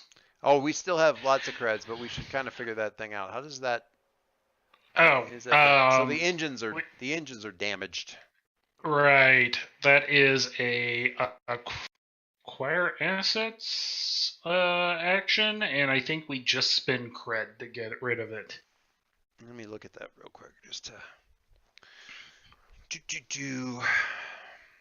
Like if there's no way to do it without spending cred, I'm happy to do that, and I can drop the training thing that I did for taking care of that. I think we still have cred. Oh, we still have piles. Downtime activities, acquire assets. Repair. 188. 188. When you repair, you take time to buy the appropriate parts and oversee major fixes of the ship. If you want to repair crosswire or spark dust layer, you just need a rig roll. These kinds of repairs fix battle damage and bring back systems from the brink. When you take a repair action, spend 1 cred and clear 1 damage on 1 ship system. Well, that's easy enough. Yep. So you don't actually have to Okay. Okay, so basically if you're actually going to repair ship systems, you just spend a cred and clear 1 damage on the ship. So that just happens. Yep. Somebody has to take the downtime action. Or we can spend 2 cred and get rid of it without anybody spending 1. What do you think, Bill? I'm willing to take the time. Take the time. All right. So yeah, swap that around then. But I like that. The mechanics baling wire and twine ability allows you to do some of the work yourself. Just use junk found on the cheap to fix your ship, removing the need for the cred to be spent, and making the repairs faster and cheaper. However, is what it is. All right. So ship fixed up. Once 1 cred spent, well, that gets us underneath the 4. So we can leave that in the ship hold for whatever, in the thing for whatever needs to be spent. So that gets you kind of where you need to be. Gets you on the side of the angels.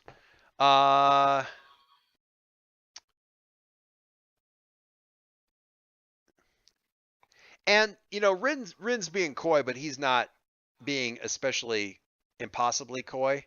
What it boils down to is, he owed a favor to the wreckers. The wreckers would like the salvage to happen.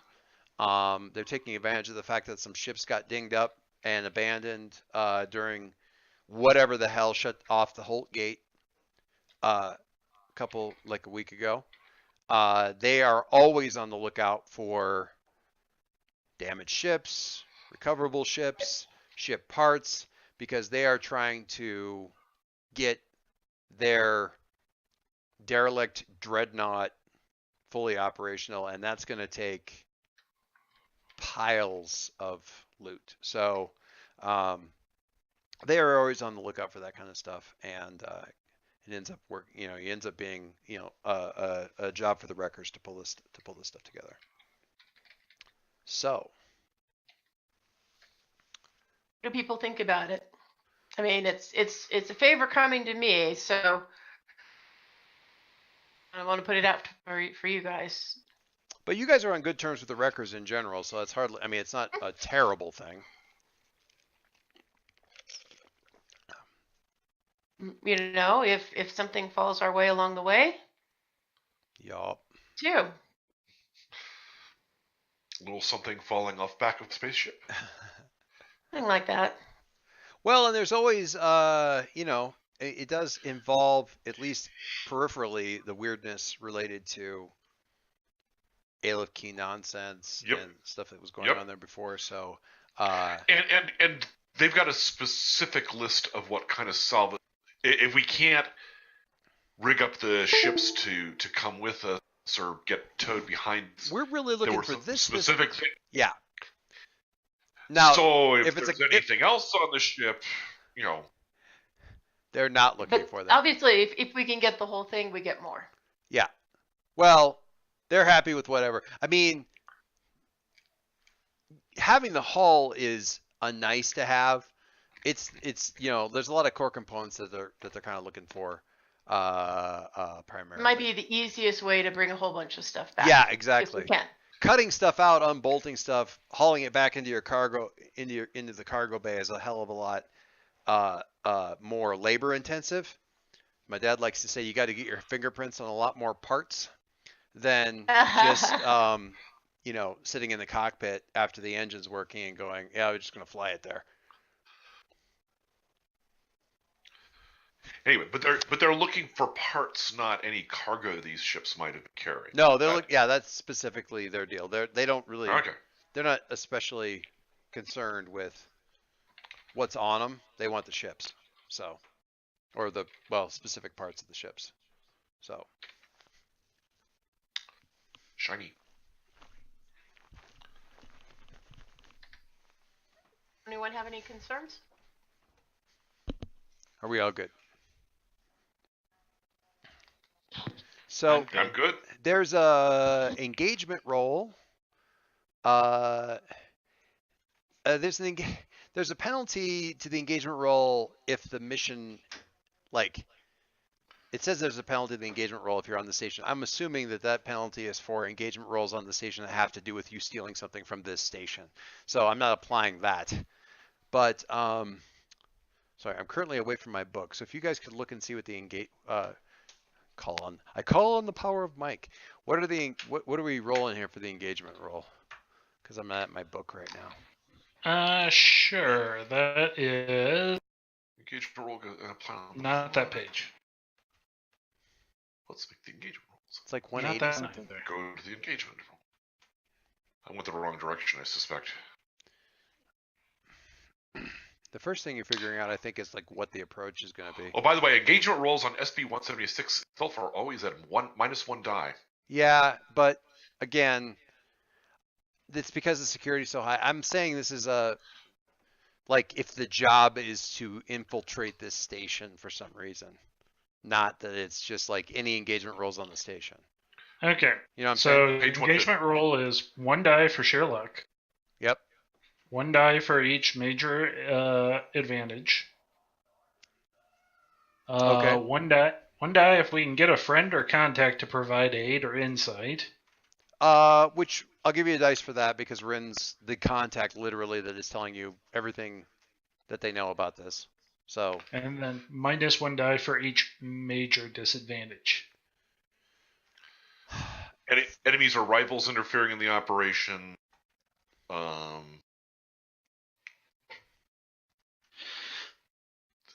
Is it particularly bold and daring? Is it overly complex and contingent on many factors? This is for when we choose a plan. Yeah.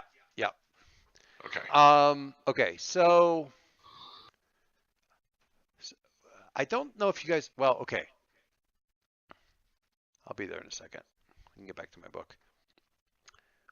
So the first thing, dice for nothing. 1 dice no matter what, right? What's the next one, Mike?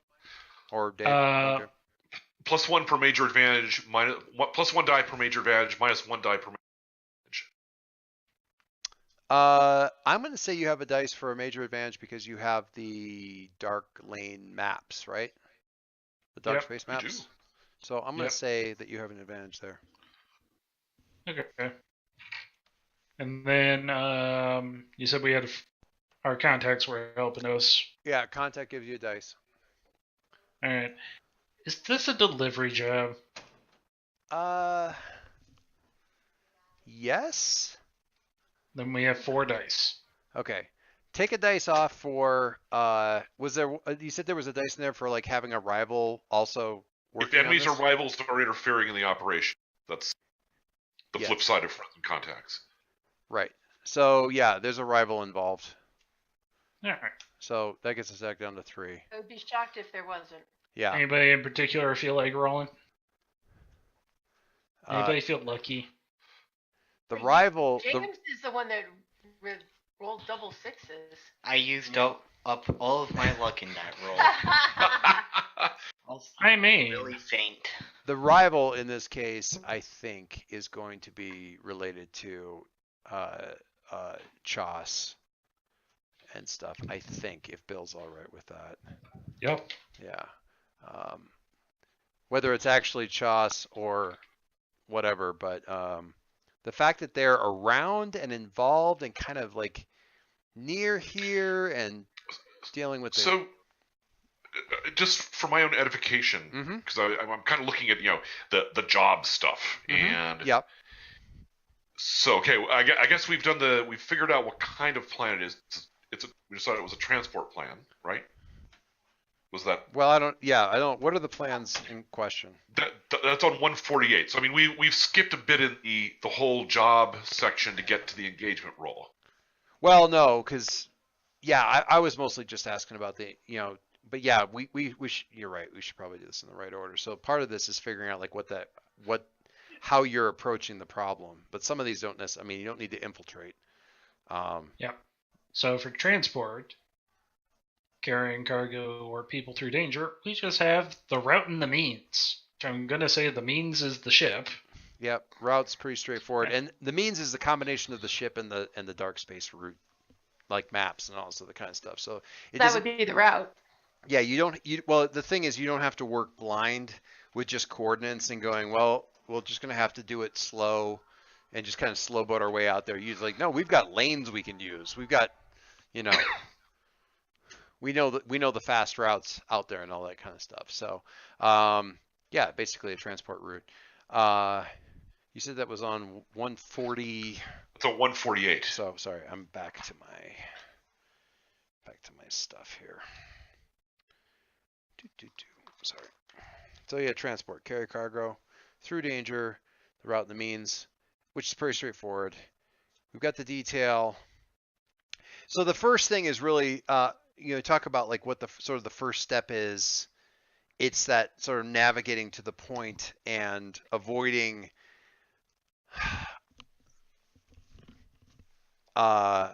attention.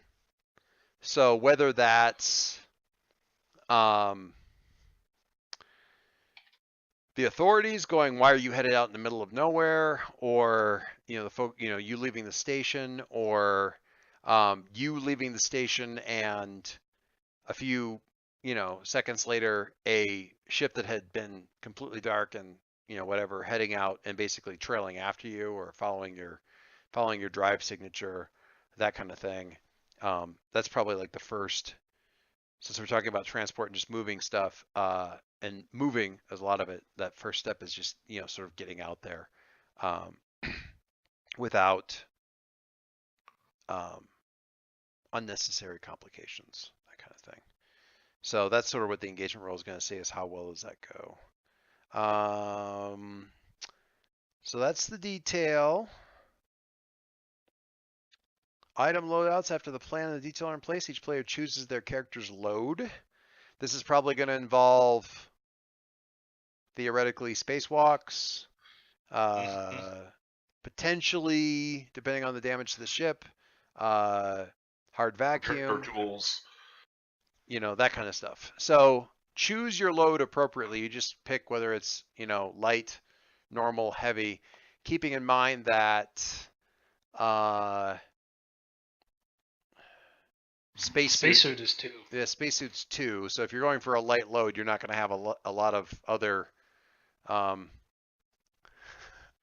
noticed that you don't actually have to pick your stuff. I'll just letting you know, you don't have to pick the stuff. But I mean, anything italicized is, you can sort of go, well, I've got that. But I know Scott was like going through, going, "Oh, I've got the fine customized spacesuit, and you don't need to do it." I left a bunch of stuff checked from last time, so Yeah. I'll Oh, I confirm see. it Yeah, there at yeah. all. No, it's all good. But yeah, I mean, some of you have better like stuff for some of these situations. In this case, the pilot, unsurprisingly, has a nice spacesuit. So just check out your load, what you're inclined to go with there, as far as that goes, and then you can kind of use up those slots as you go. As I say, light load either means you don't have a lot of flexibility if you're going over the ship, or it means you're staying on the home ship and working with that. Gambits, make sure the gambits are set to 3, and then we have our engagement roll. Can I throw in an extra gambit? Yeah, the 3 is the extra gambit. Normally you have 2. Okay. Or normal people have 2, you have 3. Good.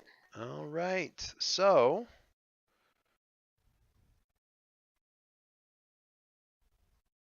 then you just roll your 3 dice and see what kind of result we get. Who feels lucky? No one wants to take the blame I feel lucky. All right, for Armin. it. See what we Oh. get. Yes?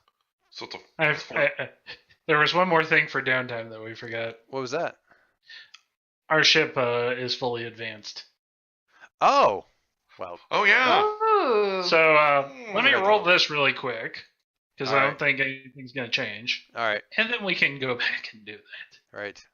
What shiny thing is on the ship now?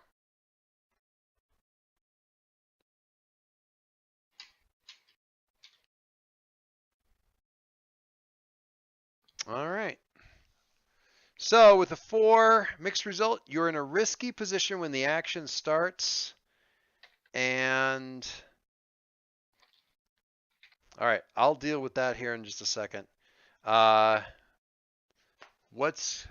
look at the ship here real quick. So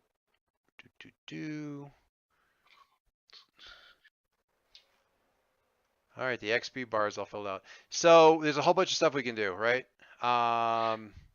It really comes down to like 4 options. So break them down for us. One, Let's see. a special ability.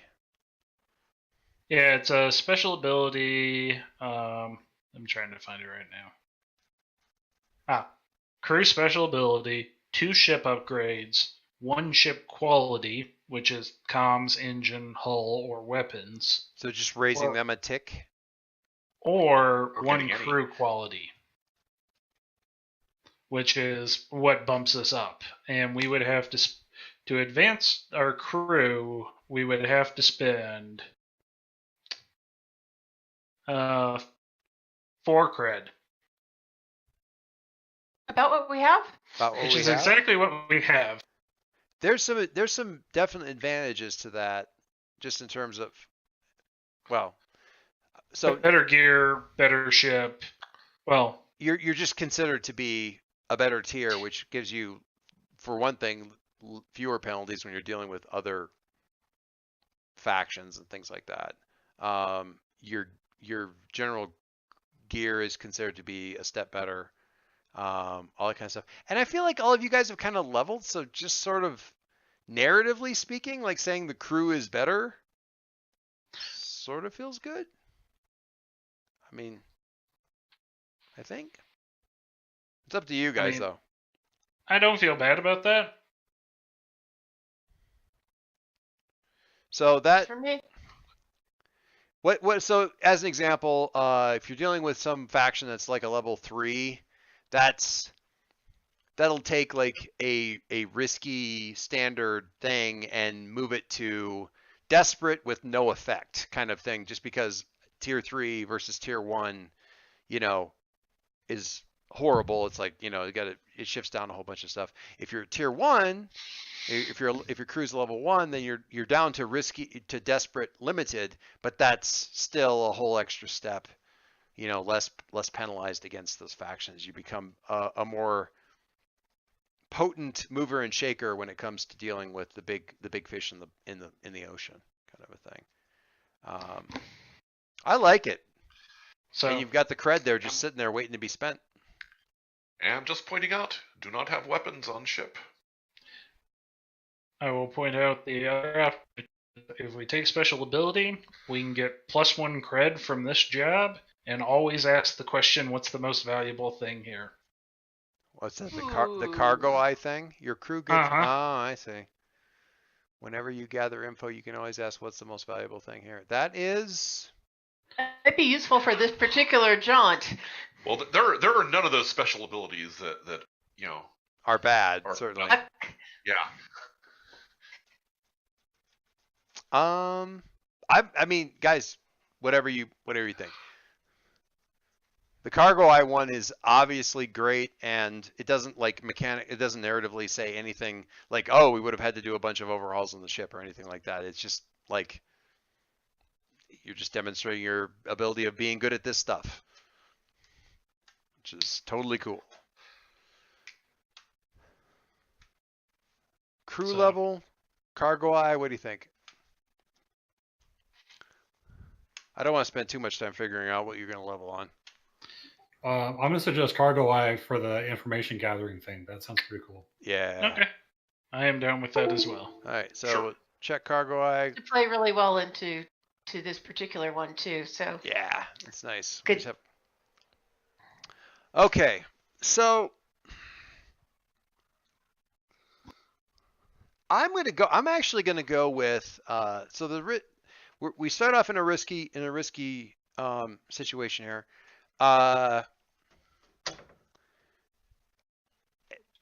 The initial challenge here, and I'm gonna start up a clock here while I'm talking. Being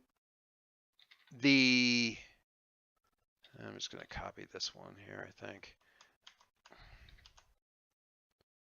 So give me a second here while I straighten this thing out. The risk here of being sort of salvage the ships in the black. All right, save that. And While you're doing that, I'm just curious from K and Monster, I see two Aleph key clocks. Should those logically be one, or does it make sense to have them separate? Yeah, I had forgotten that Kay was doing research on the out when I did mine. Is that something that you can do together? I would think so. I leave that kind of to Joyce, but I mean, yeah. I mean, it's a long-term project. Can more than one person work on a long-term project? Yes, they can. Well, then. In fact, there's some people who get benefits for working on the same project as other people. That's easy enough. I will. Thank you, Bill, for pointing that out. I mean, I thought I had, but I couldn't see the clock, so I was right. Yeah, we didn't have clock titles, so. Yep. There we go. Now it's Monster and K, and the title's longer, and I gotta move it. All right, there. And we're gonna do this one, and all right. So since this is transport, actually just kind of getting out there, navigating, and getting out there unnoticed is sort of the first challenge. The risky bit here is that you're going to draw that attention so quickly that you're not going to have, you're going to be dealing with, you're going to be dealing with heat in the non-mechanical sense of the word, like right off the bat. So. Not sure I understand where you're going with that one. So you've got to get off the station, and we've established that one of the challenges here is the fact that one of Drifter's rivals, who is a pilot and kind of often works, the racers are frequently covered. The racers are frequently covers for smugglers. No, I got it. Yeah. So it's the risk. The first challenge is getting out into the black, into the lanes without somebody trailing along behind, or at least getting enough of a lead on them, catching them flat-footed enough that you get enough of a lead on them that you're going to have some time once you get where you're going. So that's that initial after you do the engagement roll, there's the it leaves you in the way the roll came out. It leaves you in a risky situation, which is the risk here being like these guys are going to be basically right on your tail, or at least have a really really good idea of where you're going, that kind of thing. Alternately, unexpectedly getting off station before they're really realizing that you're headed out, that kind of stuff. So it could be that they think you're going into dry dock to work on your drive stuff, and when you shift over to transferring the ship around the side of the station to get into dry dock, you just leave instead. They're like, oh, but kind of a thing. Any of that kind of stuff that sort of misleads or something here where you're making an attempt to leave them in the lurch, whether it's crazy piloting or just complete misdirection, or they see that you're leaving and they scramble to the ship and having somebody be seen prominently. Yeah. That looks like our pilot, who's not. Or they run for the ship and the airlock hatch has had a crowbar wrapped around the release hatch, and tied a little knot with tied in a little bow. I'm liking that idea. Really any of these things. So the question is like how, what technique are you using to get a lead on because basically the idea here is that you've got another faction here who's going to be leaving from basically the same station, going for the same loot for either the same or possibly different reasons. But they may or may not know. Yeah, they might be out there going for the cargo, or they could be out there for whatever. But in any case, somebody's going out there. How do you get away from them? We have these dark hyperspace lane maps. I'd like to suggest that we take one of these routes. They may not be able to follow us. They might still get there if that's where they're going. But that opens up dangers that we might not expect either for us. Yes. Yeah. So if you're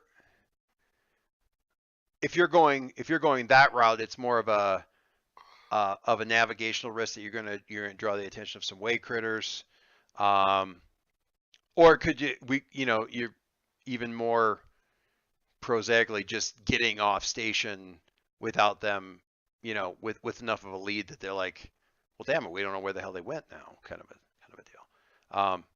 Either or. And really, it boils down to whoever sticks up their hand and says, "Oh, I have a thing that's going to help. This is the thing I want to roll to kind of get us up and away." Thoughts? Literally any skill would apply. I mean, Bill's thing there. You could do piloting. You could also do study. And I've got a dark route lane. It's going to look like we're going the exact opposite direction. No one's going to pay any attention to us. It looks like we're heading for Warren. It's completely the opposite way.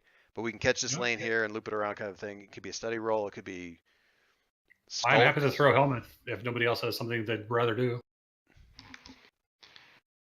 Fine with that. Okay. Let's see. Can I set you up?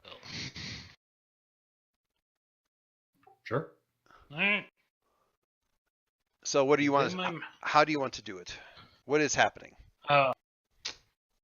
So sounds like Drifter's going to take a non-circuitous path. Yep. So I think that's what you were saying before, like a study roll to help out, see if we can misdirect people a little bit more with no, go this way. This takes us by my favorite nightclub to go be at, or something like that. Okay. When you perform it, so this is you're rolling it as a setup. Yeah. Okay. When you perform a setup action, you have an indirect effect on the obstacle. If your action has the intended result, any member of the team who follows through gets a +1 effect level or improved position. So we're talking about risky standard at this point in time. You can tweak that a little bit. What do you roll? Are you rolling? Sounds like study. Study? You're rolling study? All right. Yeah. Okay. Is this risky standard? Yeah. So you're rolling study to like study the maps, or is that Yeah. all right? That's it. Um, This is like Armin sitting in the navigation chair. oh, okay. All right.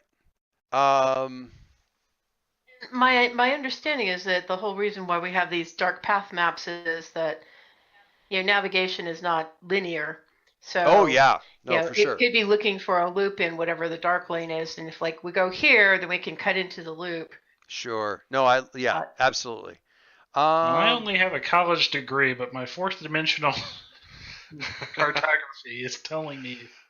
I had a minor in that, so well, no, I Yeah. didn't. But all right. So study I played one on TV. pushing Devil's Bargain. I can think of one.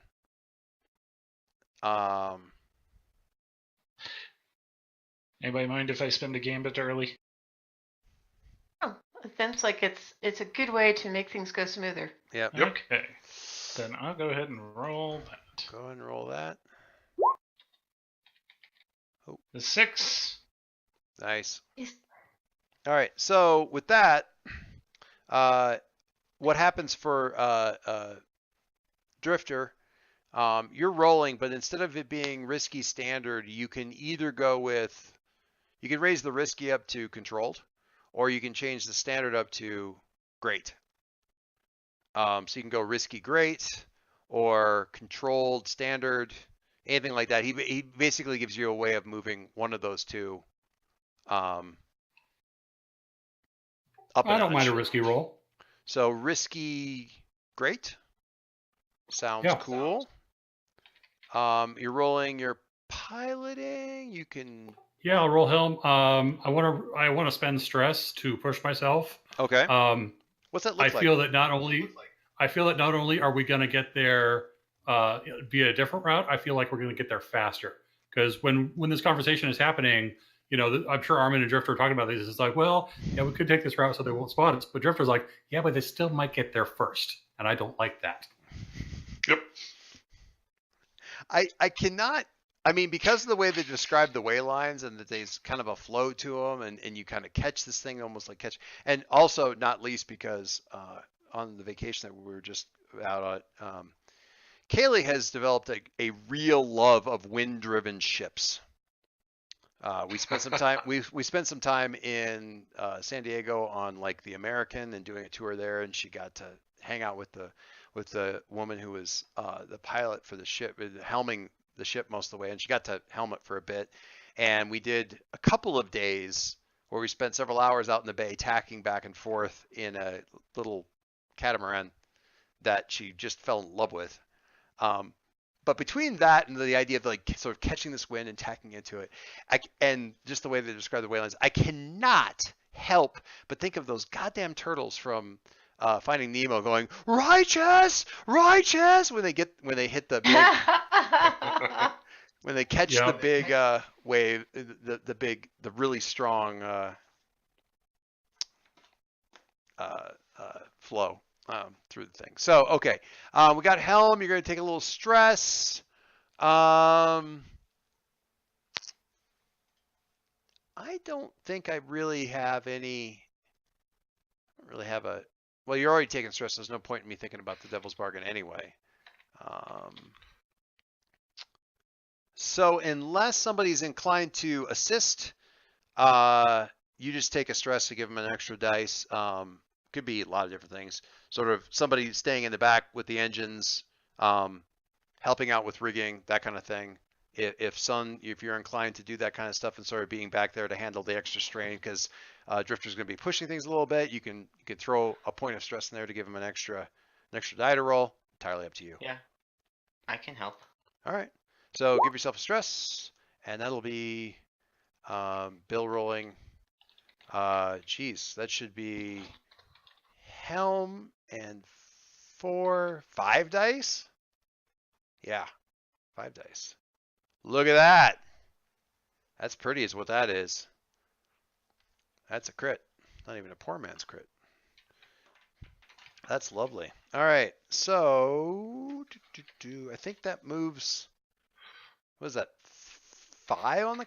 Is that 5 on the clock? Yes. If it's the same as the others. Yeah, that's a good question. I'm never quite sure. I think it is though.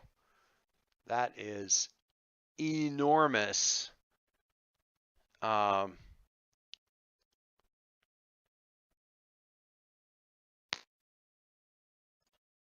Mike, I'm going to ask you to double check me on that, but I think that's 5 on the clock. 1, 2, 3, 4, 5. Yep. All right. So you found the page. I don't know. Okay. I'm moving 5 on the clock, but I think it's. I want to feel like it's like right up in the front, isn't it? So great result moves it 3. Jesus, where is that at? It's always. Here we go. Great result moves at 3. But then you crit moves it up another couple. So a crit on a risky increased effect. So we go from great to superb or whatever that one is. I don't think there is a level past it. There is actually. Okay, all right. So where? I'm saying 5. I don't have time for to look at those. Fair enough. Sounds good to me. So risky roll with a crit, lovely. So what's this? I mean, we're pushing it with the engines then too. Then. We just got those repaired, so we can put a little strain on them. It's this is how this works. I think it's Sun's about back there going. You know, none of the bolts. Once the stuff is bolted in, the replace parts, you really have to kind of stretch. I'm reminded of the SR-71, the Blackbird, that like it doesn't actually stop leaking fuel until it's like going Mach 1. Yeah, it leaks fuel until you reach a minimum speed. Yeah. And there's allowances made in the airframe because the plane will literally deform itself and grow and shrink based on the speeds and the heat involved. Love it. And there's a certain amount of that, whether or not it's actually true. Pilots of Dritter's caliber believe that it's true. You really can't know whether or not the parts are situated in there, and seated properly until you achieve certain velocities and certain G's. So Sun's kind of in the back, just making sure that all of the lights stay at least. It's like.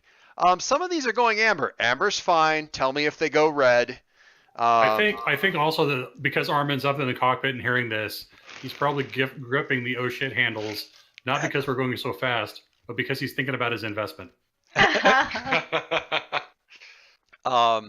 you know, I can see Sun taking a little bit of stress from this, and he does take a little bit of stress, just because it hasn't been Scotty in the engine room before.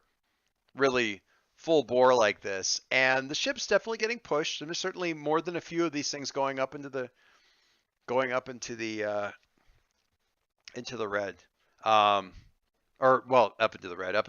certainly into the amber.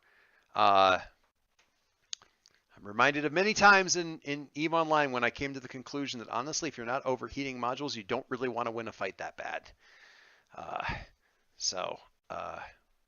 And a number of screenshots I got to take where I'm still alive, the other guy is dead, and I've got like one little pip of hole, and the picture of my ship as I'm flying back to the base is on fire. But I'm still alive. But it's still there. The ship's still there. I'm not flying back in an escape pod. The ship's still alive. So yeah. Amber's fine. Sun, you know, the owner's manual says you're not supposed to go in amber. Well, yeah, well. The owner's manual is for pansies. So really, the lane picks up here, and I'm in the wrong place. You're actually coming and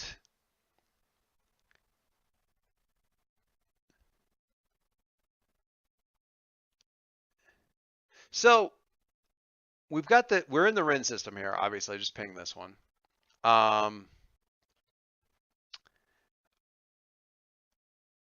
The location of the ship somewhere over here near the cove, which is kind of a nebula. not directly here, but how circuitous, and feel free to draw on the map if you feel like it. How circuitous are we talking here? Is it a complete slingshot around the central star? Or is it taking us out past the normal, or is it up past the orbital plane? Are we way out here on the edge? What's this look like?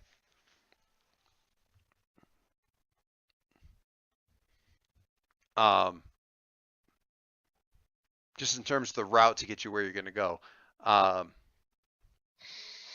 Or is the interesting thing that you're actually switching between multiple dark lanes, like you're doing transfers from dark route to dark route as you're.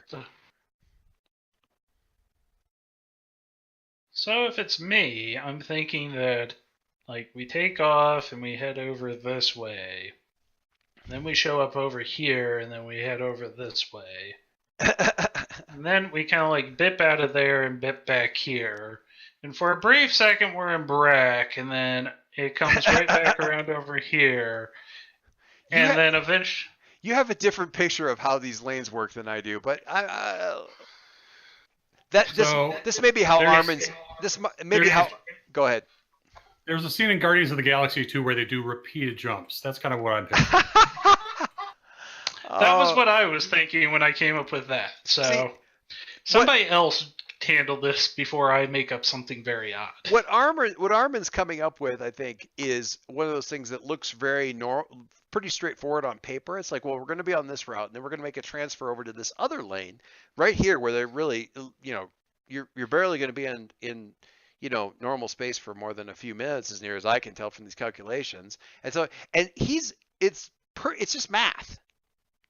This is just moving numbers. Yeah, it's like the difference between using the British Railway Guide, which is all the timetables, figuring out where you're going, versus actually looking at a map of where the lines are going. Right.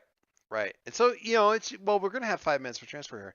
I mean, on paper, the transfers look pretty simple. What he's actually suggesting is you're on this gigantic water slide, and he's like, if you jump out of the water slide when it comes around this third bend and drop down, you're going to catch the same slide going the opposite direction 20 feet down and save yourself like 4 loop-de-loops. Now, it's going to be going the opposite direction, so you're going to have to change your body's direction kind of thing. But really, it's very straightforward. And this is spoken as somebody who has never been on a water slide or, in fact, understands what that's going to feel like. And Drifter's nodding along with all this, so it's probably perfectly legitimate. And then Armin gets to experience what the lane changes feel like firsthand and realize that he has laid out, you can't do 55 jumps in a row. Anyway, love it.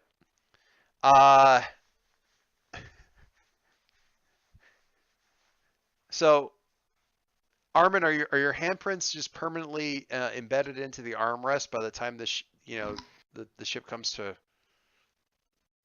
That implies that they weren't already from a previous misadventure. That's fair enough. All right. So you guys, like you say, this is about speed. Progress, very good. Success, very good. You got out of the station without really raising any alarms and then moved impossibly fast to where you needed to get. So you're pulling up alongside, and these things must have been moving in convoy because they're only like maybe the two ships are maybe 40 or 50 clicks apart from each other. Which isn't close unless you're in space, in which case they're basically bumping up against each other.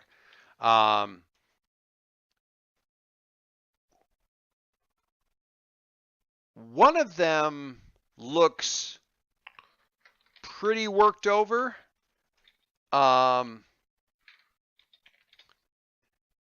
Definitely a lot more sort of hull damage.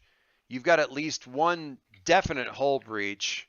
It doesn't seem to be having any power. The other one looks pretty intact, except for the fact that a couple of escape pods have been are, missing. You got gaps along the side where that stuff would be happening. What's the plan? Who's doing what? I'm going to turn to the people who haven't already done stuff. So that would be, we're starting with Monster and K, but we'll go with Monster. Low-hanging fruit. So is that start with ship that looks like we'll. okay? I think then, how are you getting into this bad boy? Is this kind of go over and just lever open the manual overrides on the airlock? So I Is there had a reason we can't or dock? I guess dock with it in a normal fashion? There's no reason you can't dock with it in a normal fashion. I wouldn't even make you really roll for that. It's just a question of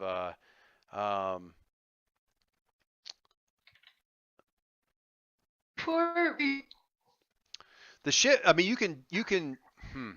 can get up close to it, but it's not responding to any of the docking requests. So like you can extend the the little airlock tube kind of deal, but it's not gonna latch. You can do like a vacuum seal kind of a thing, like sort of the sucker it to the side. But it's in kind of like the whole ship's basically in sort of an emergency lockdown. Like we're leaving, we're running, but we're putting the whole we're turning on the car alarm and locking all the doors on the way out. Okay. Kind of thing. Kay had an observation. Yes. So there's two things that I wanted to do before we actually go into the ship. Okay. One is to determine if we can determine if there's anybody still on the ship. Okay. And I don't know if that's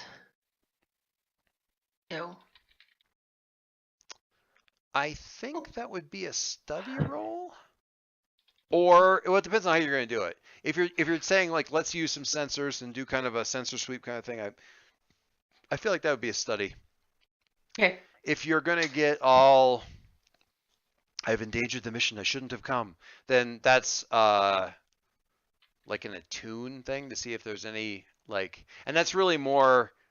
There's two things that I wanted. One is to look for people, which would be the study. Is there anybody still on the ship? And then the other is like in the sense of are there still bugs around? Mm-hmm.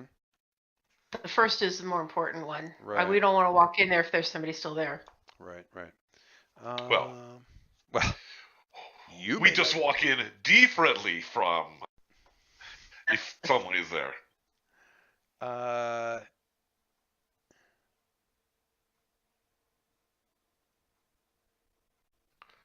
Yeah.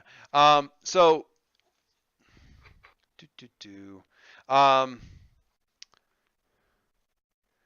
And we can. Okay. So. I'm suddenly very. Okay. So. I think we split this up between the two people who haven't done a thing yet. So have Kay do the study, and then we can have where Monster gets the heebie-jeebies or not from whether or not there's anything weird around. I know this is normally Kay's thing, but okay. I want Monster to do it because he's just been fucking with the Aleph key. So I just kind of feel like he'd be likely to pick this up right away. That's fine. Okay. All right. So I'll go ahead and just do a study. Yep. It's the unless you're position. It's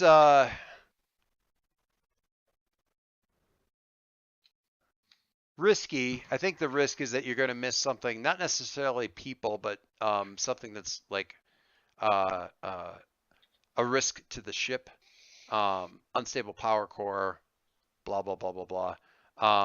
So I'm going to go with risky standard. Risk being something missed that's going to complicate the situation. Probably drop another clock kind of thing on that 4-5. Um, so, does that make that pretty Okay. clear as far as how Yep. that goes? All right. You got what is your study? Is it 2? Study is a 1. You can go for you can do a devil's bargain, And just push myself too. or you can push yourself for a couple of stress. That is up to you, or spend a gambit. What do you think? I'm just gonna push myself. All right. Take a couple stress. That'll give you 2 dice to roll. And we'll see where we go. Whoa. Oh please. Oh my goodness gracious. Alrighty. That is something. Push myself. Margie's not rolling anymore tonight.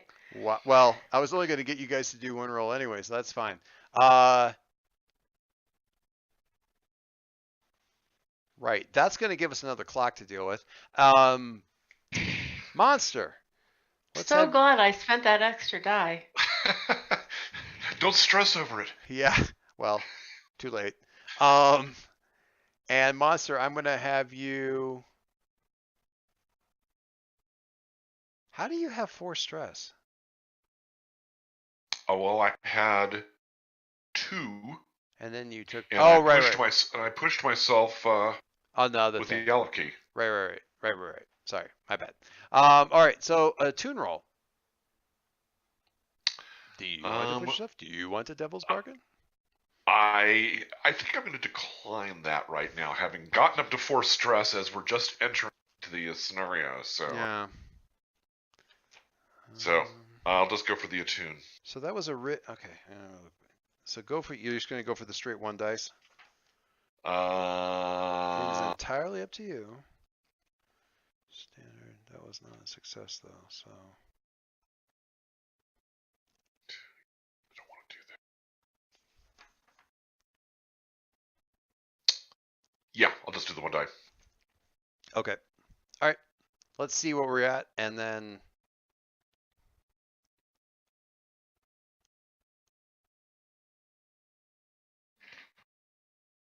It doesn't be. Oh my God. Okay then.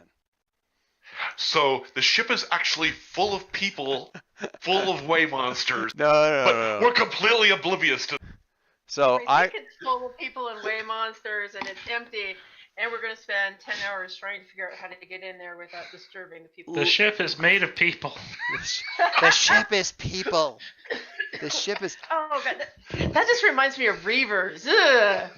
There's an account that I follow that is new. It's a bot that generates magical realism prompts, like writing prompts, and a lot of them are garbage, but it's that kind of, it's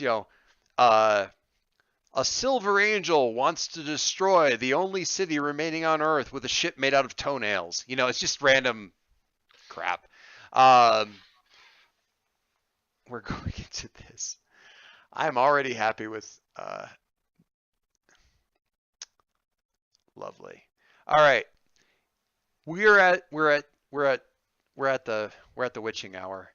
I am going to ponder this. Clocks will be added. Let the record show that on the study it was double 1s, and the attune roll from Monster was also a 1.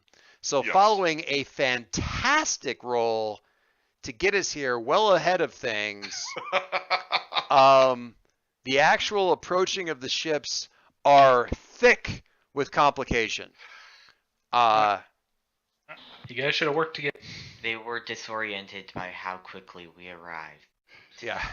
If I just had some time to prepare. Well, working together, it's fine in hindsight, but it's also fun when we get these 1s and stuff too, because that means cool stuff happens. If we were working together, then we would still be rolling 1s, and Yeah, you're right. Those dice would have still been bad no matter what happened. somebody's gonna get grief. It's sometimes you just have to do the study and the tune rolls left-handed, otherwise it's over too quickly. No? No? Nothing? All right. I was afraid the clock was going to get over. I mean, it's like, oh man, I made an 8 clock and it's already 5 full. It's gonna. Oh, never mind. They rolled once. Yay! All right. Right then. Real quickly, let's just jump through the ship stuff. We have not successfully executed a transporter smuggling operation yet. Contend with challenges above. May never. And may not. Bolster your crew's reputation, develop a new one. Express the goals, drives, inner conflict, or essential nature of the crew. I'm gonna say yes on that, so let's give ourselves a little chip for that on the ship. Armin, actually, everybody just look at your XP and we'll quickly go through this, but I'll start with Armin. You guys can see. Downtime is always great for like going, yeah, I totally expressed this and this.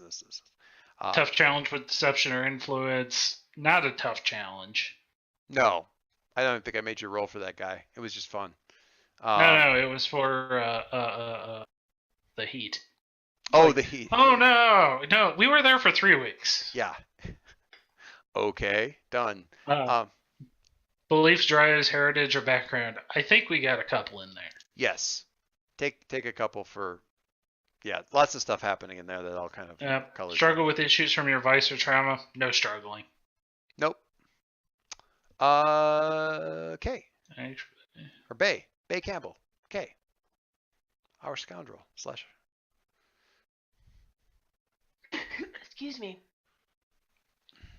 So, did not do anything desperate. Probably will next turn. Yes. Address the tough challenge with charm or audacity. I don't think any of your charm wait. Up until I failed, we didn't have anything that was particularly tough for that. I did go through some of my background and beliefs. Yeah, I would definitely. I think just a 1 on that, and then no, I actually had no problems with my vices. I did very well with them. Thank you very much. Yes. So there you go. Yeah, a tick, but there you go. Drifter got at least 2 for background stuff because the gambling thing plus Chas, who is at least peripherally involved in this mission now by being involved in all that stuff. At least a couple ticks there. I'd like to call for 1 more for getting us fast to the scene. Speed and flare. 5 ticks on a clock from the piloting roll is quite lovely. Nice to get a crit on that. No struggle with the vice trauma, but it's still 3. Still 3. Good stuff. Monster. No desperate actions. No real force or threats around. I think I did do some stuff with kind of beliefs, drive, heritage, background in terms of choosing to go after the Aleph key. Yes. And and so forth, and indulging my vice. Yes. If that counts. Well, I think you didn't struggle with it, but it still. Well, no struggles with my vice. I'm just going the expression. It wasn't a struggle with the vice, but the expression of your heritage, your background, all that kind of stuff. So yeah, take a couple ticks there. I think. And Sun.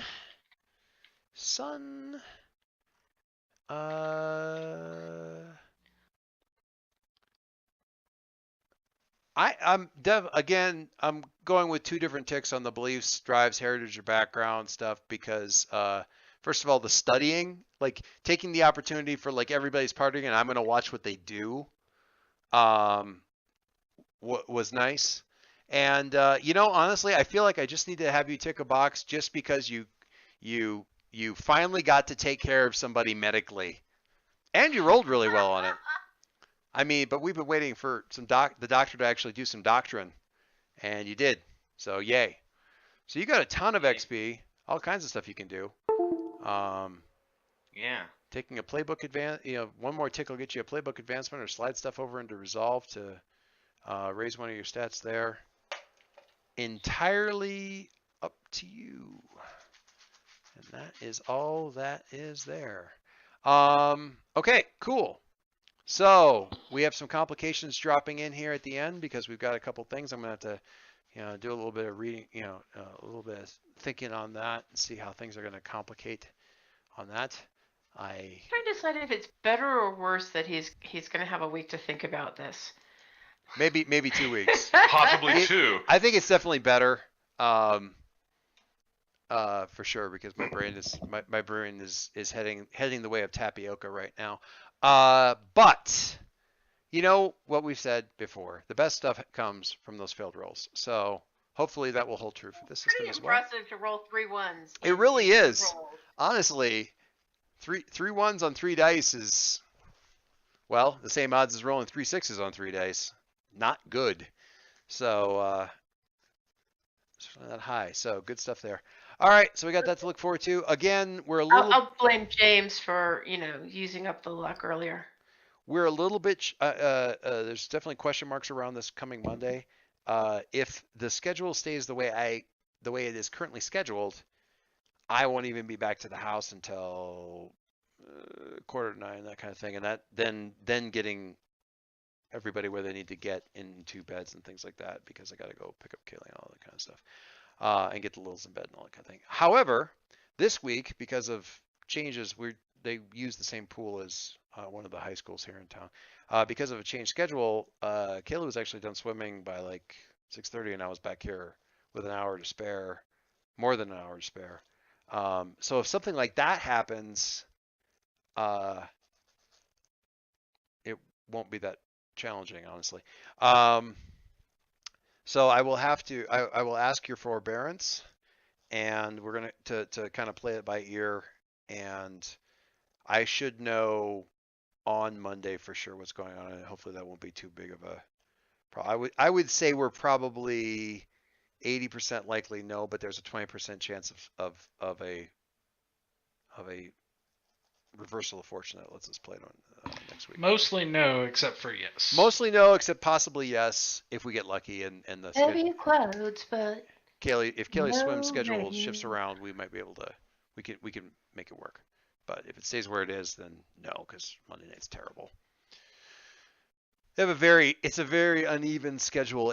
Literally every night of the week there is a swim practice scheduled, but every night of the week it is at a different start time and a different duration. It's awesome. If it weren't for the fact that she likes the team like 100% better than the previous team and 200% better on the coaches, it would not be worth it. As it stands, it is absolutely worth it. So just occasionally a headache. So anyway, guys, thanks very much. It's really nice to get back and actually play a thing. That's all I got. That's all there is. Until next time.